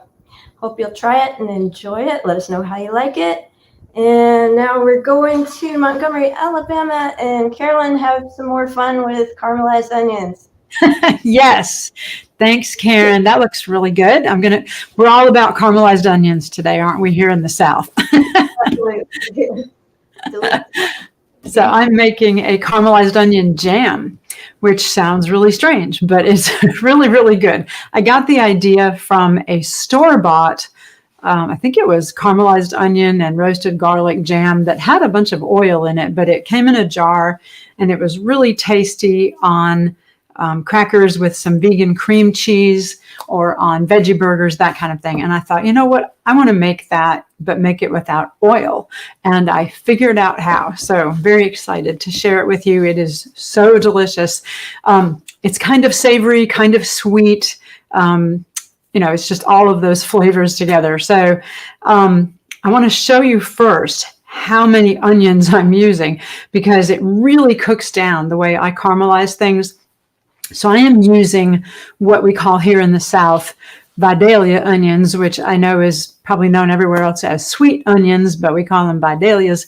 I think they were from Vidalia, Georgia or something. I'm not really sure, but we call them Vidalias. And they look like this. They're very large and flat and obviously round, but very flat compared to a regular yellow onion, which is taller. This is much flatter next to it. And you could also use regular yellow onion. You could also use red onion if you want to. So I like the sweet onions. They're local right now at the farmer's market. In fact, I just bought a bunch of them this morning from our farmer's market. So, oops, that landed in our thyme. So I got them all sliced up. I already browned them. So we're kind of going to the middle of the recipe, just like Karen did, because I want to show you what this cooked down to. So it looks like not much in here, which is really funny because this whole pan was really full when I started caramelizing them. So it cooked way down. They're very brown. And that's just like we want them, because the more they brown, the more savory and sweet, the sweetness will come out. So I'm going to turn on the heat to very low. And while that's heating up, I want to show you how I cut them. So instead of using a knife, because I am a total klutz. And so my husband can tell you, my mom can tell you, I'm a total klutz. And so my husband bought me this really handy little mandolin slicer. So also called a microplane, but this comes with a cutting attachment that fits in it. It actually has several other attachments. I think it's from the OXO brand, but there's a grating attachment. There's all kinds of attachments. But for this one, I'm using the microplaning attachment. Okay. And then just to be safe, I always wear one of these cool cutting gloves, because this is kind of like the chainmail that knights in armor would wear to keep things from piercing them. So this keeps me from cutting myself, because I have cut myself a lot of times. So I try really hard not to, but sometimes I'm a klutz. And so you just take I've already cut up most of this onion, and then just slide it across the microplane. And it comes out really thinly sliced. So you can see it's nice and thin, little bitty pieces, and dump it into this bowl. So the amount of onion that I've already cooked, this is like 2 pounds of onions. This is a lot of onion. These onions that I'm using are very heavy. So we're going with 2 large onions, 2 large sweet onions. Use any kind of onion you like. I think it would be really interesting to play with the different kinds of onions, but this is a lot of onion, and it cooked down to what I just showed you, which is crazy. So it's all those soluble fibers breaking down. So in the pan, we're going to add, now that this is already cooked all the way down, I'm going to add chopped rosemary. So I have fresh rosemary and fresh thyme from my garden, which you're going to go with about, so there's my thyme, there's my rosemary, and you're going to go with about 2 to 3 teaspoons, depending on, how much you like thyme and rosemary. I usually go with fresh because I just think it tastes best, but you could use dried in a pinch if you don't have fresh. It's pretty easy to find fresh, though. At most grocery stores in the produce section, they have those already packaged herbs, or you can just grow it in your backyard, because both of those things grow like crazy. You can use rosemary as a shrub. So like as a, ornamental shrub around your house, and then also eat it. So 2 for 1. All right. So I have fresh thyme, about 2 teaspoons worth, and I have fresh chopped or minced rosemary, about 2 teaspoons worth. And then I have an optional ingredient, which you don't have to use it. You can use it if you want to, which is roasted garlic. So I have already roasted a whole bulb of garlic I roasted 2 actually, and I've already mashed one up. So a whole bulb of roasted garlic, dropping pieces of it. And then I squeezed all of the roasted garlic out and mashed it in a little cup. So I'm adding the rosemary and the thyme and the mashed roasted garlic. Toss that in. Get all of that out of there because it's yummy. I do love roasted garlic. Okay. And then we'll get that kind of stirring around in there. Bring the temperature up just a little bit. So I cooked my onions with just a little bit of vegetable broth. And you could double this recipe very easily as long as your pan is big enough to hold all of the ingredients, especially all of the onions at the beginning. Because like I said, when I started this dish, this was full.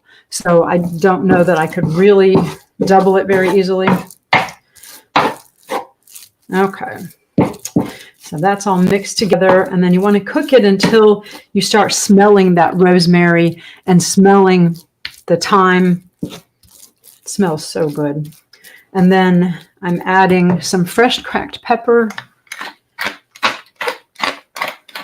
and just a pinch of iodized sea salt. So you don't want to go with too much. You could just leave the sea salt out if you want to.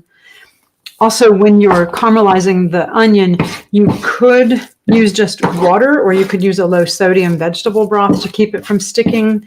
And then I like to keep mine covered. So I'll take the cover off every 5 minutes or so and stir it, and then just keep going and going until it gets nice and brown. That smells so good. Okay, now I'm adding the last 2 ingredients.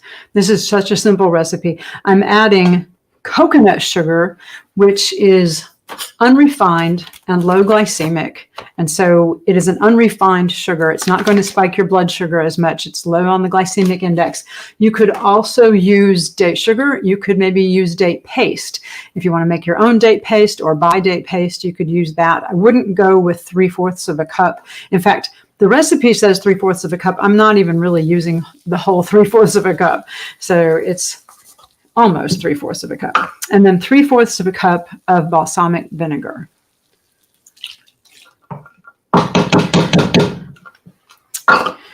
And then we'll get that all mixed together.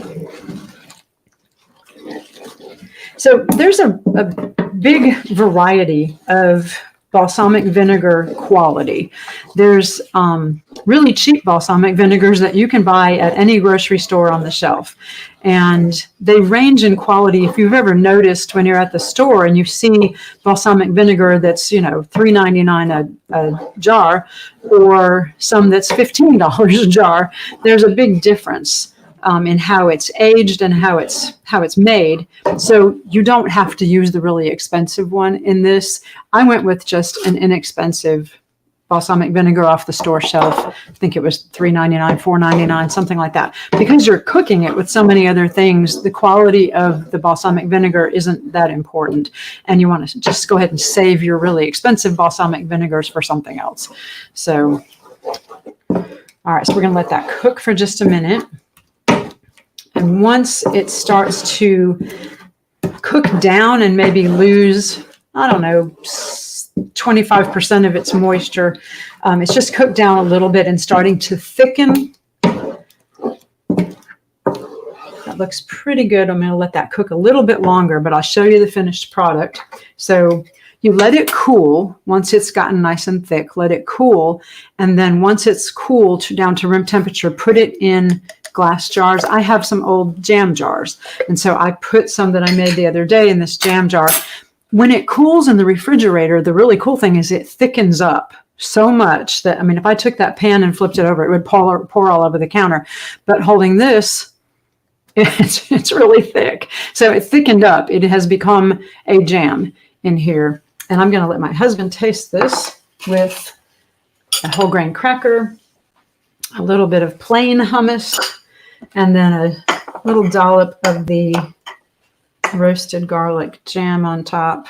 Ooh, that's a lot. Okay, this is very flavorful. So a little goes a long way. There you go. Feed him. What do you think? That's great. That's great, he says. Okay, good.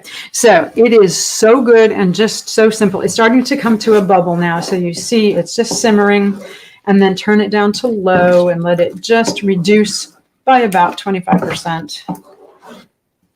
That is so yummy looking. Oh my goodness. And what I would use this on, besides crackers with hummus, is you could also put it on maybe some baguette, thinly sliced toasted baguette with a little vegan cream cheese and a dollop of this on top. Makes a great appetizer. It would be really good on veggie burgers or on a veggie dog.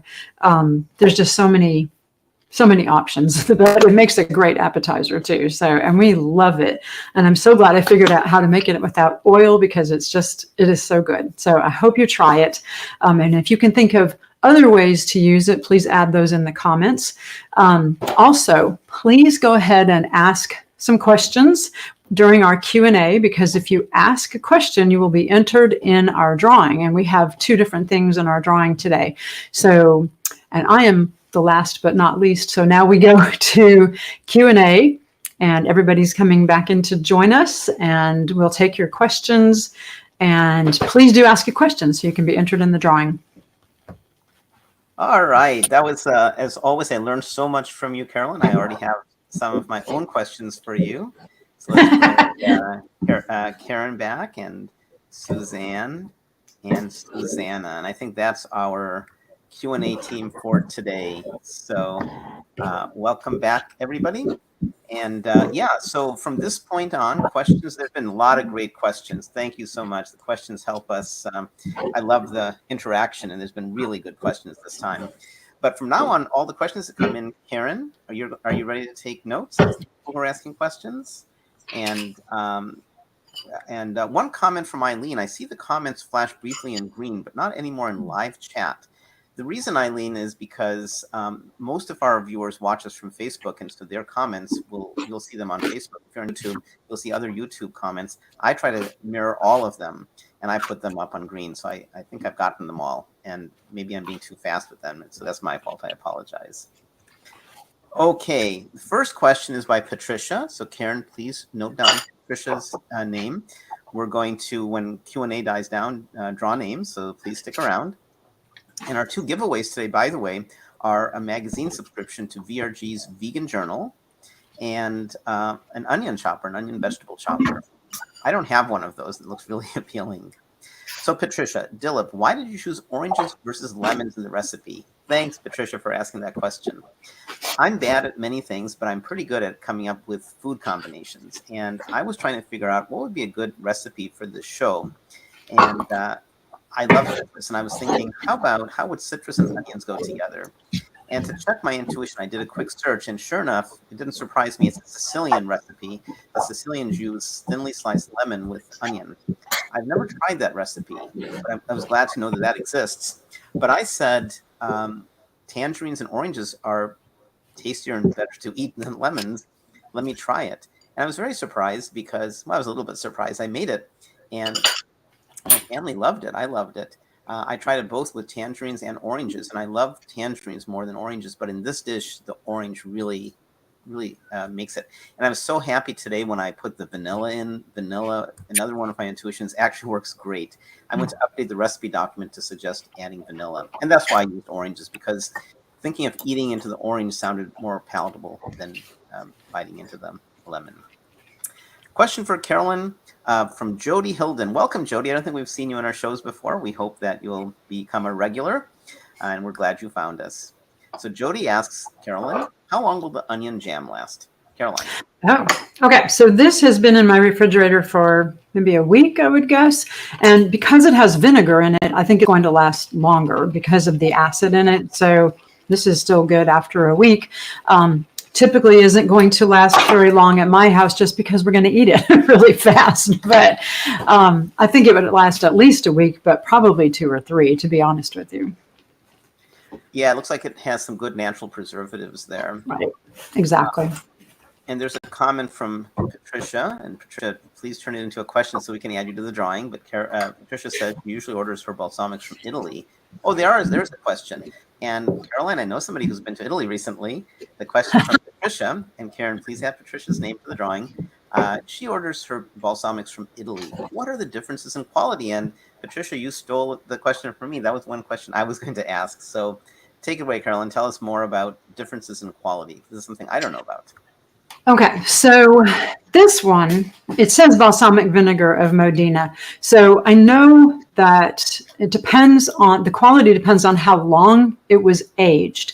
And so this one is a relatively cheap one. We have a store here in Montgomery called the Vintage Olive that actually sells very expensive balsamic vinegars. They tend to have been aged quite a bit longer. They're aged in different kinds of wood barrels, but depending on how long it has aged, and sometimes what they'll do with the cheaper ones is add things to it to make it taste more aged. So instead of actually aging it, they add things to it. Like this one has had cooked grape must added to it, which I believe probably makes it taste like it's been aged longer, even though it hasn't. So to me, the quality difference is going to be how long it was aged. And yeah, I like the really expensive ones too. They're fabulous, but they are quite expensive, like $15 or $20 for a really, the same size bottle, where this one I think was like $4.99 or something. But luckily in this recipe, you can go with the cheap one from the grocery store because it doesn't really matter for this recipe. If you're making something like a vinaigrette or something that really relies on how good the vinegar tastes and how long it's been aged, then save the expensive stuff for a different recipe. This one can do the cheap vinegar, so that's fine. I know I don't drink alcohol, but occasionally I'll buy some inexpensive wine. I know nothing about alcohol, and if I were to drink it and somebody gave me an expensive glass of wine and a $1 glass of wine, I'm not sophisticated. I don't have any clue. It all tastes like spoiled grape juice to me. Really. But I do like occasionally using wine, cheap wine, in my cooking. It's a great deglazing agent. You put a little bit in and then you scrub and the flavors come out and it cleans your pan as well. We have more questions coming in, but before I take an audience question, I wanted to recognize you, Suzanne. I'm so pleased. I've missed you. I always love your presentations, and fortunately, you're so much in demand. You've been busy with other things, but every time I know that you can cook with us, I'm just so delighted. I learned so much from you and from everybody else. Thank you. Today's show is great. Everybody had amazing recipes, a huge variety. Whether it's Carolyn, that looks incredible. I can't wait to try that as an appetizer.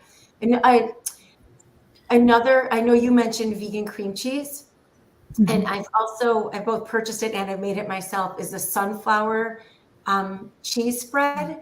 And I usually try, sometimes I put fig jam on that I just buy already jarred because I'm lazy. But that looks like a great recipe to try on that. I'm really excited to do that. That looks really very much it would be. Suzanne, I wanted you to take a moment.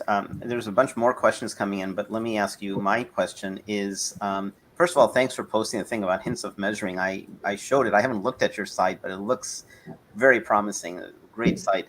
Can you talk about... There's so many. If you go online, there's a bunch of charts out there. And they all kind of have a variety of what they actually believe an onion actually measures out to be. That's why one day I tried it myself. But I think the bottom line is there's never too... Unless you're using you're using it raw, I really think there's never too many in a recipe. And that's going to be helpful for me because I put lots of recipes together and people want to know how much does one onion boil down to, and I usually have to do an estimate.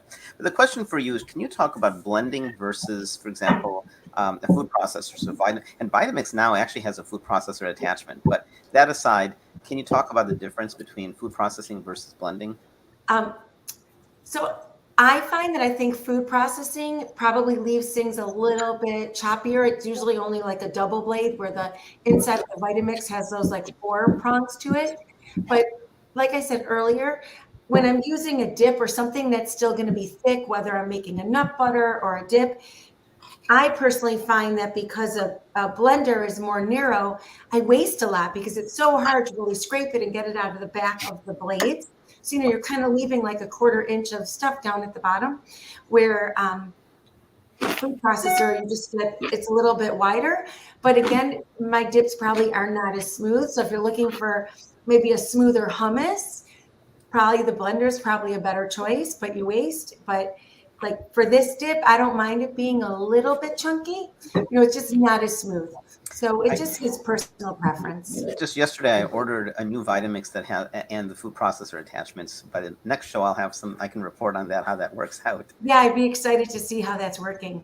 So, Carolyn, I have this lovely young lady. Her name is Mrs. May, and you might know her. I'll have to. If you don't know her, I'll introduce you to her. She's really nice. So, Mrs. Robert May. And Carolyn, what is your middle name? Is your middle name May by any chance? Yeah, well, it's my maiden name because Miss May is my mama. Your mother has a question for you. And her question is, Carolyn, where can I purchase an onion grater like yours? And so add Mrs. May to the drawing. So where can one get an onion grater? Like this one that I was showing. I know it's the OXO brand, and it was actually a Christmas present from my husband a couple of years ago. So I think he probably got it on Amazon or may have found it at Target. I'm not sure. But yeah, this is fabulous. But I do think the most important piece of equipment is the not cutting yourself glove.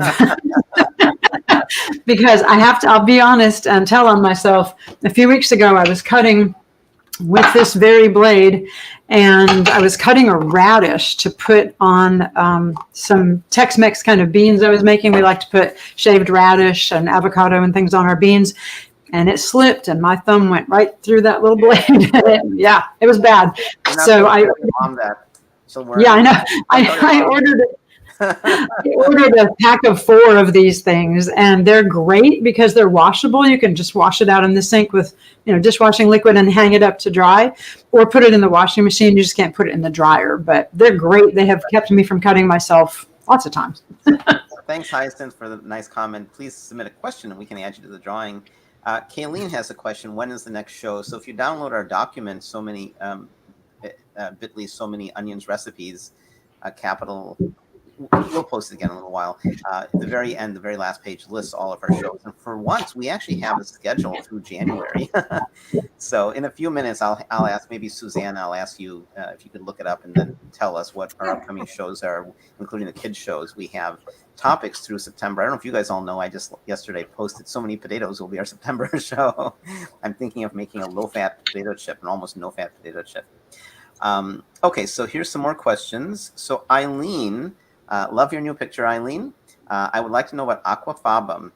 If using canned beans, do you get straight out of the can liquid or a second or third rinse? It seems to bother, I think you mean, my system. And so we did have a discussion several times. Mark, who's not on the show, he's traveling. Mark Strukvenig did talk twice, I think, about Aquafaba. But today, I think it was Karen. Karen, can you address this question about Aquafaba, please?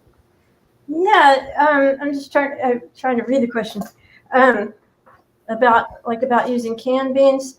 The Aquafaba would be the water that the beans are cooked in, because the starch and the protein, the saponins actually cook out into the water, and the saponins are what makes it foam. Like if you wanted to make meringue or something like that, or mayonnaise or something. So if the rinsed water wouldn't do it, but you do want to rinse your beans, because like we used, you would have been using two cans of beans in this recipe, and only a quarter cup of that liquid at the most. And can you, Bonnie McFall also had a question about Aquafaba. What other uses are there for it in desserts, for example? And how long can it keep in the refrigerator? For quite a long time. I've done that.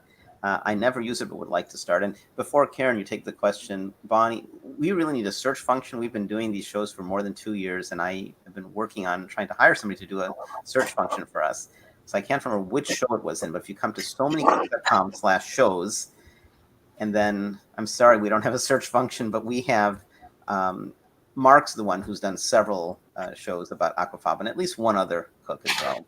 But Karen, can you talk a little bit more about how long it keeps and other uses briefly? Yeah, I haven't ever kept it more than a week. I think it's only been around here about 4 days at the most. Yeah,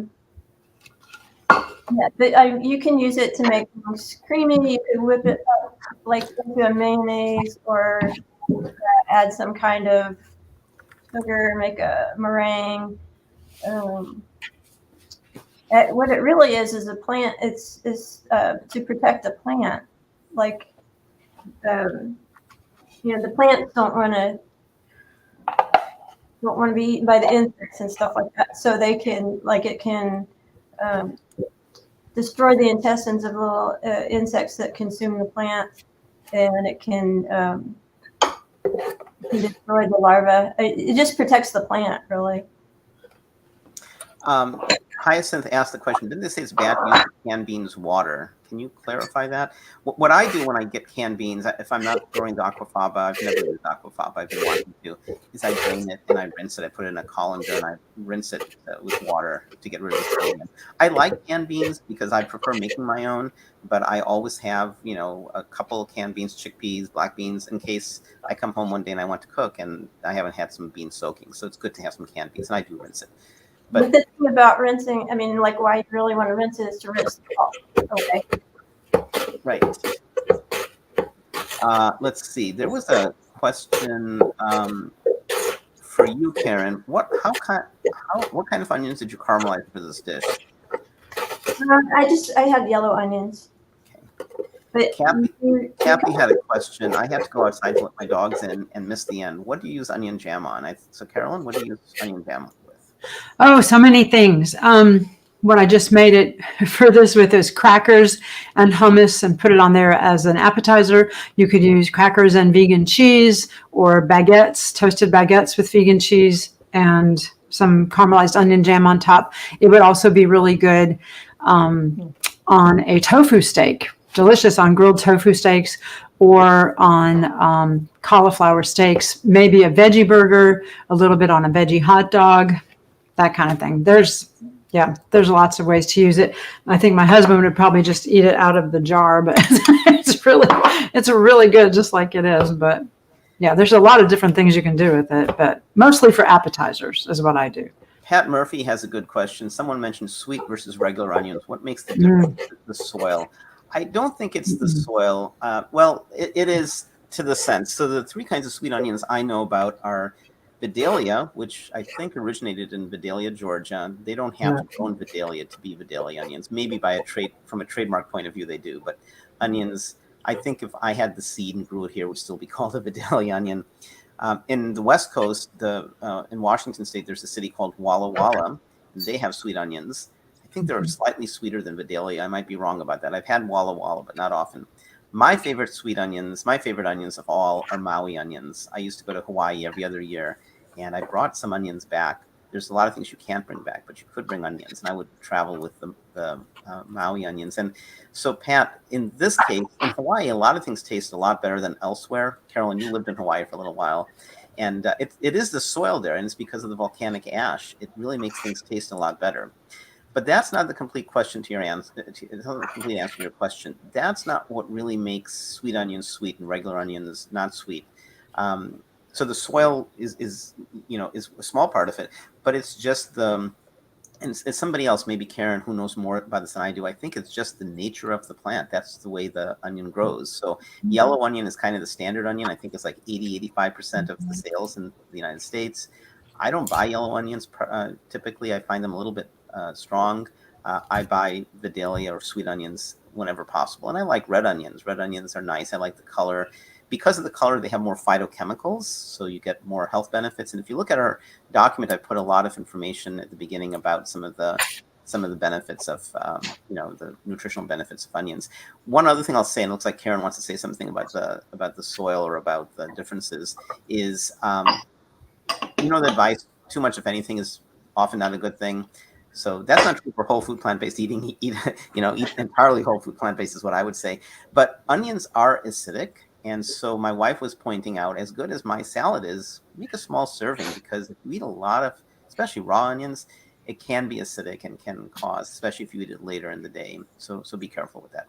Karen, was there something you were going to add to that? Oh, just like the lower the sulfur content of the onion, the sweeter the onion is good. Thanks, Kathy. Enjoy picking up your husband from the airport. Okay, let's see. There was a couple more questions. And let's see. we had the balsamic. So Rashad, I think that you said looking good, Carolyn. So please do change that to a question. You can be in the drawing. Carolyn, I think Rashad is somebody you know from the YMCA, right? One of my fitness students. Okay, so we're waiting for. Oh, there's some more questions. Let's see. Thanks, Jody. And don't leave yet, Jody. We're going to do the drawing soon, and hopefully you'll be one of the winners. So I had a couple questions. So Carolyn, you got a very nice comment from Bonnie while you were cooking. You reminded Bonnie of Angie Dickinson. I haven't heard her name in a long time, and I can see that. Well, she's about 80, I think. So hopefully a younger version of Angie Dickinson, but that's funny. Okay, thank you. Yeah, Angie Dickinson. I remember her from I was little, and she was on some kind of police show, I think. Yeah, I can't it was a remember. police show.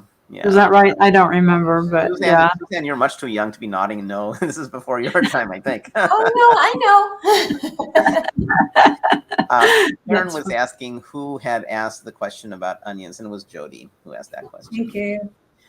So I had a question for Susanna about, I had a lot of questions about onion rings. First, I'll just ask all three and you can talk for a moment about onion rings. Have you experimented with different widths? So I imagine if you cut your onions really thin, you'll get really crispy onion rings. If you cut them wide, you'll get juicy ones. So can you share some of the wisdom you've learned about the way you cook onion rings, with how you change the width, how you work with different kinds of onions, sweet onions versus, say, white onions versus yellow onions versus red onions? Have you ever used shallots, made shallot rings? And can you talk a little bit about the breadcrumbs? Because I know there's different kinds of panko and other breadcrumbs that give you a different kind of texture. So can you take a moment and just talk a little bit about onion rings, Susanna? Yeah, good questions. I didn't intentionally really practice different widths. Maybe it's because, when I cut it first, I didn't get it as thick as I wanted. The thin, I don't mind them thin, but I like them at least a third. Base protein powder, 30 grams of protein, 2.01 pounds for $35.50. Somebody needs to mute, maybe Carolyn. Sorry. Alexa started talking to me. Sorry. So you can make them thinner if you'd like, but then you're going to have to really adjust your time. I prefer sweet onions are what everyone recommends, but I really I did a red onion today when I cooked the one today, but the one I had made before was the sweet, and I just prefer red onions more than any other onion, more because of the antioxidants. Breadcrumbs, like I said, panko breadcrumbs, some are vegan, some aren't, so you need to check. Unfortunately, the breadcrumbs I had, pardon? I didn't realize that. I look at the ingredients. The ones I buy are definitely vegan. I didn't know that panko breadcrumbs could be not vegan. Yeah, some are not. I don't know if it's egg white they have in them, Wow. but I have found some that aren't. The ones that I used at Trader Joe's, unfortunately, how you're in the store quick. I didn't look at the ingredients, and they did have oil, but I think they were 2.5 grams of fat, which is still lower. But in the future, I probably wouldn't buy those again. But I love making my own breadcrumbs. As I said, I like the Ezekiel bread, and I freeze the ends. When I have a whole bag, I just toast them. And to me, that's my preferred method if you're really looking for more health. But I haven't tried shallots. That sounds like a really good idea. You'll get really small rings. Shallots they're really, really good. Yeah. One thing I often tell my students is if you want to elevate your cooking from good to really good, try substituting ingredients. Instead of using onion, use shallot, and your guests will say, "This is really good. There's something special here." Instead of using, yellow corn, use white corn or use a red corn. So these are nice tricks that I find I use in my cooking to elevate the cooking. Sorry? Oh, no, I was just going to say for the onion rings, even, you can put different spices. I just put onion and garlic powder, but, add whatever spices you want just to get that additional flavor. So yeah, garlic powder would be nice. Mm-hmm. And lemon pepper maybe. I love Hyacinth. I hope I'm pronouncing your name correctly. I love your name, Hyacinth, with an E. So maybe it's Hyacinth. So I apologize if I'm mispronouncing it. But Hyacinth asked, what onion is the best to use in salad? And I'll take that one. It depends on what flavor you like. I mean, red onions are sometimes called salad onions, and they are sweeter than yellow onions, but they're not as sweet as Vidalia. My go-to onion really is the Vidalia, but it, suits yourself. Nutritionally, other than the red onion, they're all pretty similar. The red onion is similar, just has a little bit more phytochemicals. And I have a funny joke here. So we were talking about Carolyn and about Angie Dickinson, and then Bonnie had mentioned that Angie Dickinson's 90s. So I'll joke for a second. One thing about eating plant-based is you can keep your youth much longer, and so Carolyn could be right. I'm not 90. That's kind of funny. I'm not even 60 yet. Give me time. Oh, you know what, Dilip? I realized we forgot there's another kind of onion that none of us used. Green onions. And that's what I put in my salads. I chop up green because I have them growing in the backyard. I chop them up for my salads all the time. So. Well, when I kicked off the show, I did have green onions on the counter, and I picked them up and talked about them, and they're in the document. Oh, I forgot about that. Yeah. I did. You weren't paying attention. I was ready. Pretty much anything. They're beautiful. They have a really bright green color, and they add flavor to. I don't know. I sprinkle them on tacos. I sprinkle them on salads. I just sprinkle them. They just add. They're beautiful decoration, and they're delicious. Yeah. Yeah, and Krista, great. Krista, if you can change that to a question, we can add you to the drawing. So, yeah, the nice thing about green onions or scallions is some people get rid of the white part, and the white part is really good. It's a little bit more flavorful, and the green part is more delicate. I use both, so I'll often do a saute of the white part, and I'll just chop the green part. So I guess we'll do the drawing soon. In a moment, I'll ask Karen to read off the names of everybody who's asked questions. But before we do that, Susanna, did you have the list of our upcoming shows? I do. So, and I don't think we have the topics quite picked yet, but the next show will be August 13th. And then we've got September 10th. And we do have the topic for August and September. Yes, it's so many packed lunches, right? Did I say? Yes. And then we've got October 1st, if you want to put it on your calendar, November 5th, way before the holidays, and then December 3rd. And January, we have January Day too. January, is it? I had 7th or 14th. Have we? Yeah, it's going to be one or the other. Yeah, so put them on your calendars. Angie Dickinson's vegetarian. Does anybody know if she's a vegetarian or not? It's a good question. I mean, if she's 90, then probably so. I live that long. So, Karen, who's in the drawing for the prizes? Patricia Campana, Jody Hilden, Judy Roberts-May, Kayleen Tate, Eileen Granite, Bonnie McFall, Hyacinth Henry, and Pat Murphy. Okay, excellent. So what we're going to do in a second, and this is your last chance to ask any more questions, is Karen will count how many people there are, and then we'll do a random number. And the first prize we'll give away will be, so Vegetarian Resource Group is a great organization. I know Charles and Deborah who run it. I've known them for decades. They have a wonderful magazine. It's called Vegan Journal. It used to be called Vegetarian Journal. And I like it a lot because it's to the point. It's just not fluff, and there's no bias, and they're just, they every few years or every year they sponsor different surveys. It's an excellent organization. vrg.org. It's full of great free things to download, and their magazine is thin. It comes out, I think, 5 times a year. It's really good. So I highly recommend it, and they're very generous to give out a 1-year subscription.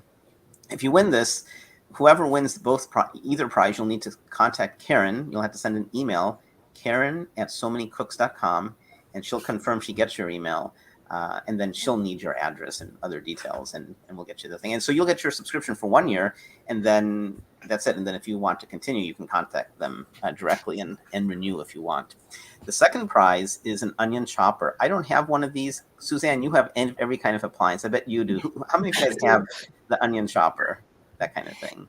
Well, actually, I believe it's an attachment. Carolyn, correct me if I'm wrong, but on your OXO mandolin, doesn't that one have a lid that's like a chopping one too, or no?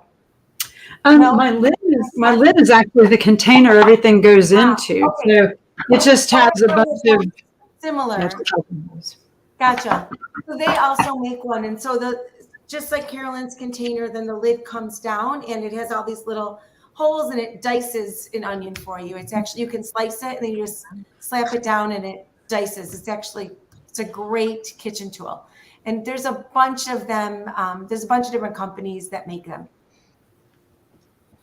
So those are the two giveaways, and it looks like no more questions came through. So Karen, how many people do we have in the drawing? 8. Okay, so I'm going to do a random, I want to do one just to show you guys how it works. I'm going to generate a random number. I'm using random.org, and so I'm going to generate a random number, and this doesn't count, and we'll see how this would have worked. So let's do 1 to 8, and when I do a random number, I get 6. So let's not make them feel bad, but whoever's 6th on the list would have won the magazine subscription, and then we would remove you from the drawing. And if we get another 6, you don't get 2 prizes. So that's how it's going to work. So thanks, Bonnie, for the nice comment, and thanks for joining our shows, Bonnie. I think you've been with us in the past. I'm not positive, and if you have, your picture has changed, or maybe you're new. So I'm so glad you found us, and hope you'll be a regular. All right, so let's do the drawing. The first winner from 1 to 8, and this is for the magazine subscription, is number 5. So Karen, who's the 5th person on your list? Eileen Granite. Eileen, congratulations, Eileen. So please acknowledge that you're still with us and that you are going to send, Suzanne is, oh, okay, it's your dog. My dog's getting into something, which I don't even know how can even reach up to what she just got into. So I apologize. Okay. So pick the next number? Yeah, we're going to in a second, but let's first make sure Eileen has acknowledged that. So Eileen, you have won. So will you please send an email to Karen@somanycooks.com, and please make a note here that you have. Oh yeah. Okay, good. Bonnie, it's just a new picture. Good. All right, good. So hopefully, Eileen, we're waiting for your response. So hope we'll do the next drawing, but please do acknowledge, Eileen, that you're here, because if we don't hear an acknowledgement, we'll give that away to somebody else. So please do say, I got it, I'm here, and I'm sending Karen a note. Let's do the second drawing, and the second drawing is for the it's what, a $35 chopper or something like that, Karen? Do you remember the price? Something like that. No, I don't really remember. Okay. We felt badly because we try not to encourage plastic, and this does have plastic, but it's very long lasting, and I think it's non-BPA, and we were careful in trying to pick things out. So hopefully it will last for decades. I don't like cheap plastic. I don't like plastic in general, but in this case, it's hard to find other reasonably priced items that don't have plastic. Okay, the second winner is number 1. So who's the first person on your list, Karen? Patricia Campana. Congratulations, Patricia. Can you acknowledge that you are here and that you are about to send Karen@somanycooks.com a note? And Patricia, you will be getting that onion chopper, but please post both Patricia and Eileen. So Eileen, yay! It's your birthday. Happy birthday, Eileen. Is today your birthday? Happy birthday. Happy birthday, Eileen. Yay! So Eileen, have you sent an email to Karen? And yay, Patricia's acknowledging too. Good. So Patricia and Eileen, please send a note to Karen@somanycooks.com, and she will get you your prizes. And Karen, you know which one gets which prize? Yeah, got it. Excellent. So let's begin to wrap up. Let's see if any of the cooks in the kitchen have. Oh, and we need to take a moment, Carolyn, and talk about our immersions. So Cody had a party, so she had to leave after her segment, so she's not here for Q&A. But Cody, Carolyn, and I are doing immersions. I'm on the board of Rochester Lifestyle Medicine in New York, and they're sponsoring these. And we invite all of you guys to please jump in, tell people about it. It's bit.ly/WFPB immersion. So we're meeting, the first one is a month from now. Cody and I are doing it in the mountains of North Carolina, and it's going to be 3.5 days, and we're going to provide everything from snacks to all your meals. And I don't wake up early, but either Carolyn or Cody will, and they'll do yoga, and then And then we'll have films in the evening, and we'll take a break in the daytime and do some hiking or some swimming. So it's going to be lots of fun. So Carolyn, do you want to take a moment to just talk about our immersion coming up in September at the beach at Oak Island, which you're driving to? Yes, sure. So I'm very excited. We'll be on Oak Island, September 22nd, 23rd, 24th in there? I think that's right. So I need to make sure I put that on my calendar, but we will be in Oak Island and having a fabulous time with anybody who wants to come and spend several days with me and Dilip, and my husband will be there as well. He's a doctor. He's not going to be presenting anything, but he can answer sort of general medical questions, I guess.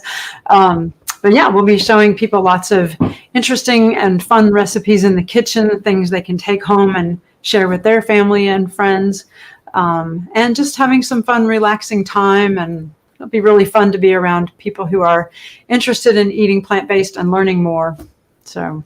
And we're going to do these again next year. So if you need some planning time, so far everybody who signed up is from out of state. So please do fly in. It'll be worth your while. And we've priced it competitively. We've looked at other people who do these kinds of things, and we're way under what other people are charging. And we're planning to share lots of great stuff. And you get all your food. You get the housing and all the food.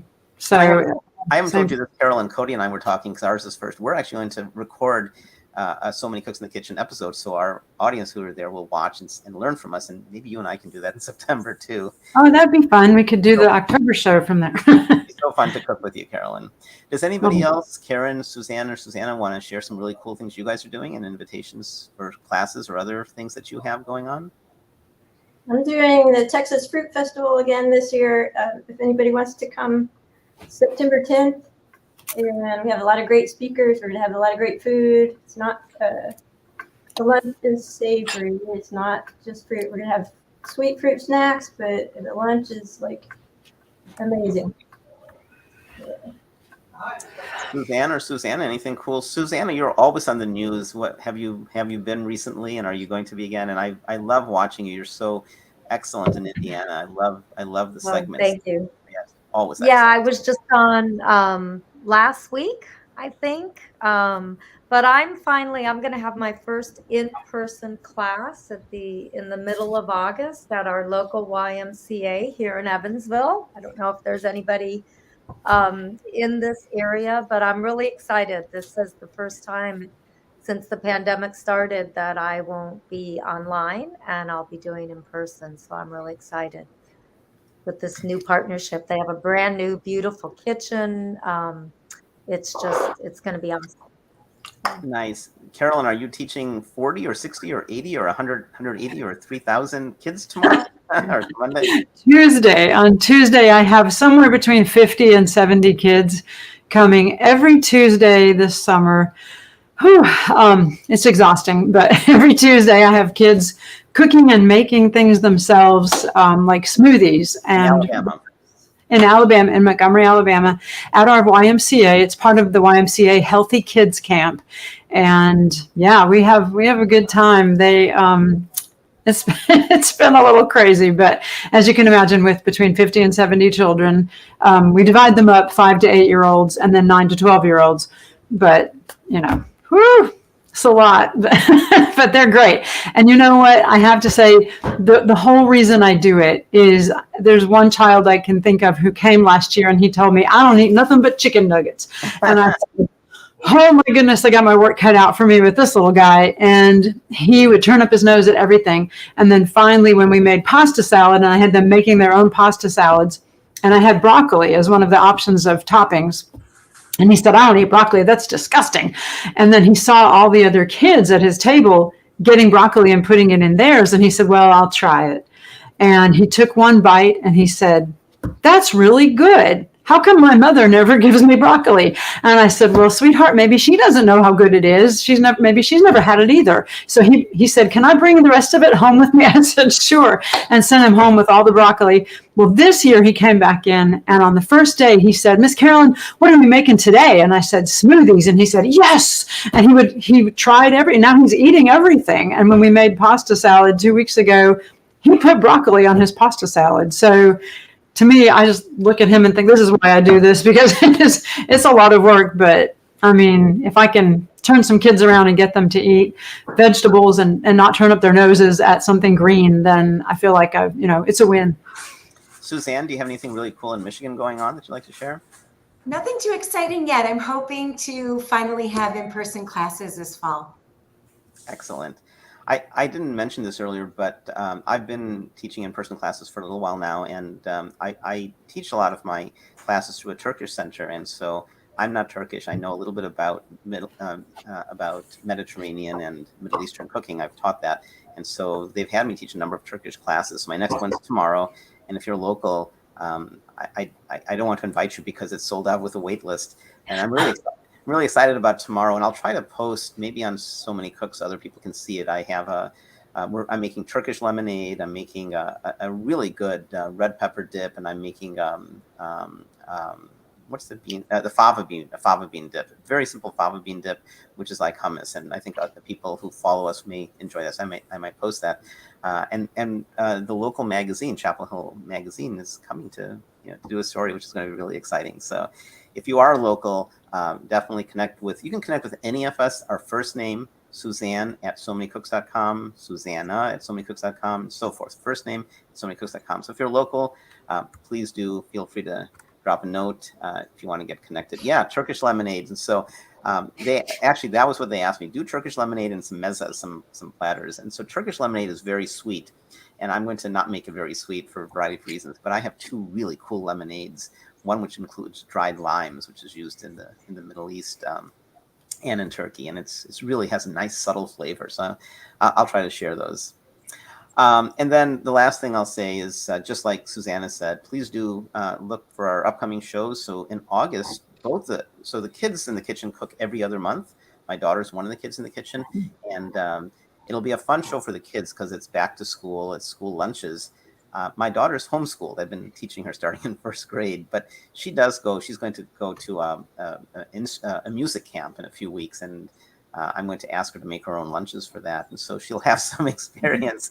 So for her, back to school doesn't mean bag lunches because we're home, but for the other kids, they do have experience with that. And then we as adults are going to do packed lunches because some of us pack for our partners. I don't, but maybe some of you guys do.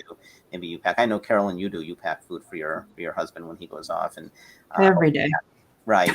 So I've had that experience in different contexts, and so I used to always pack my daughter's kindergarten and preschool lunches, for example. So it'll be an adult one about packed food. It doesn't have to be for a school lunch.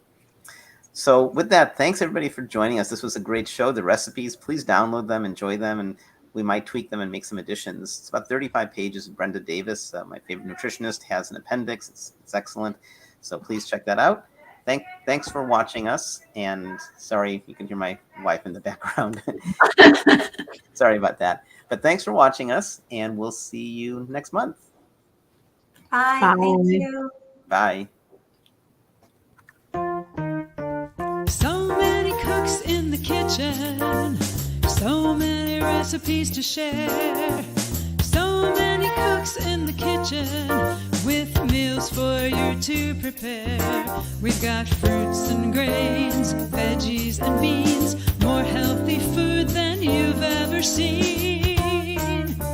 So many cooks in the kitchen, plant-based meals to prepare. So many cooks in the kitchen with ideas we're happy to share.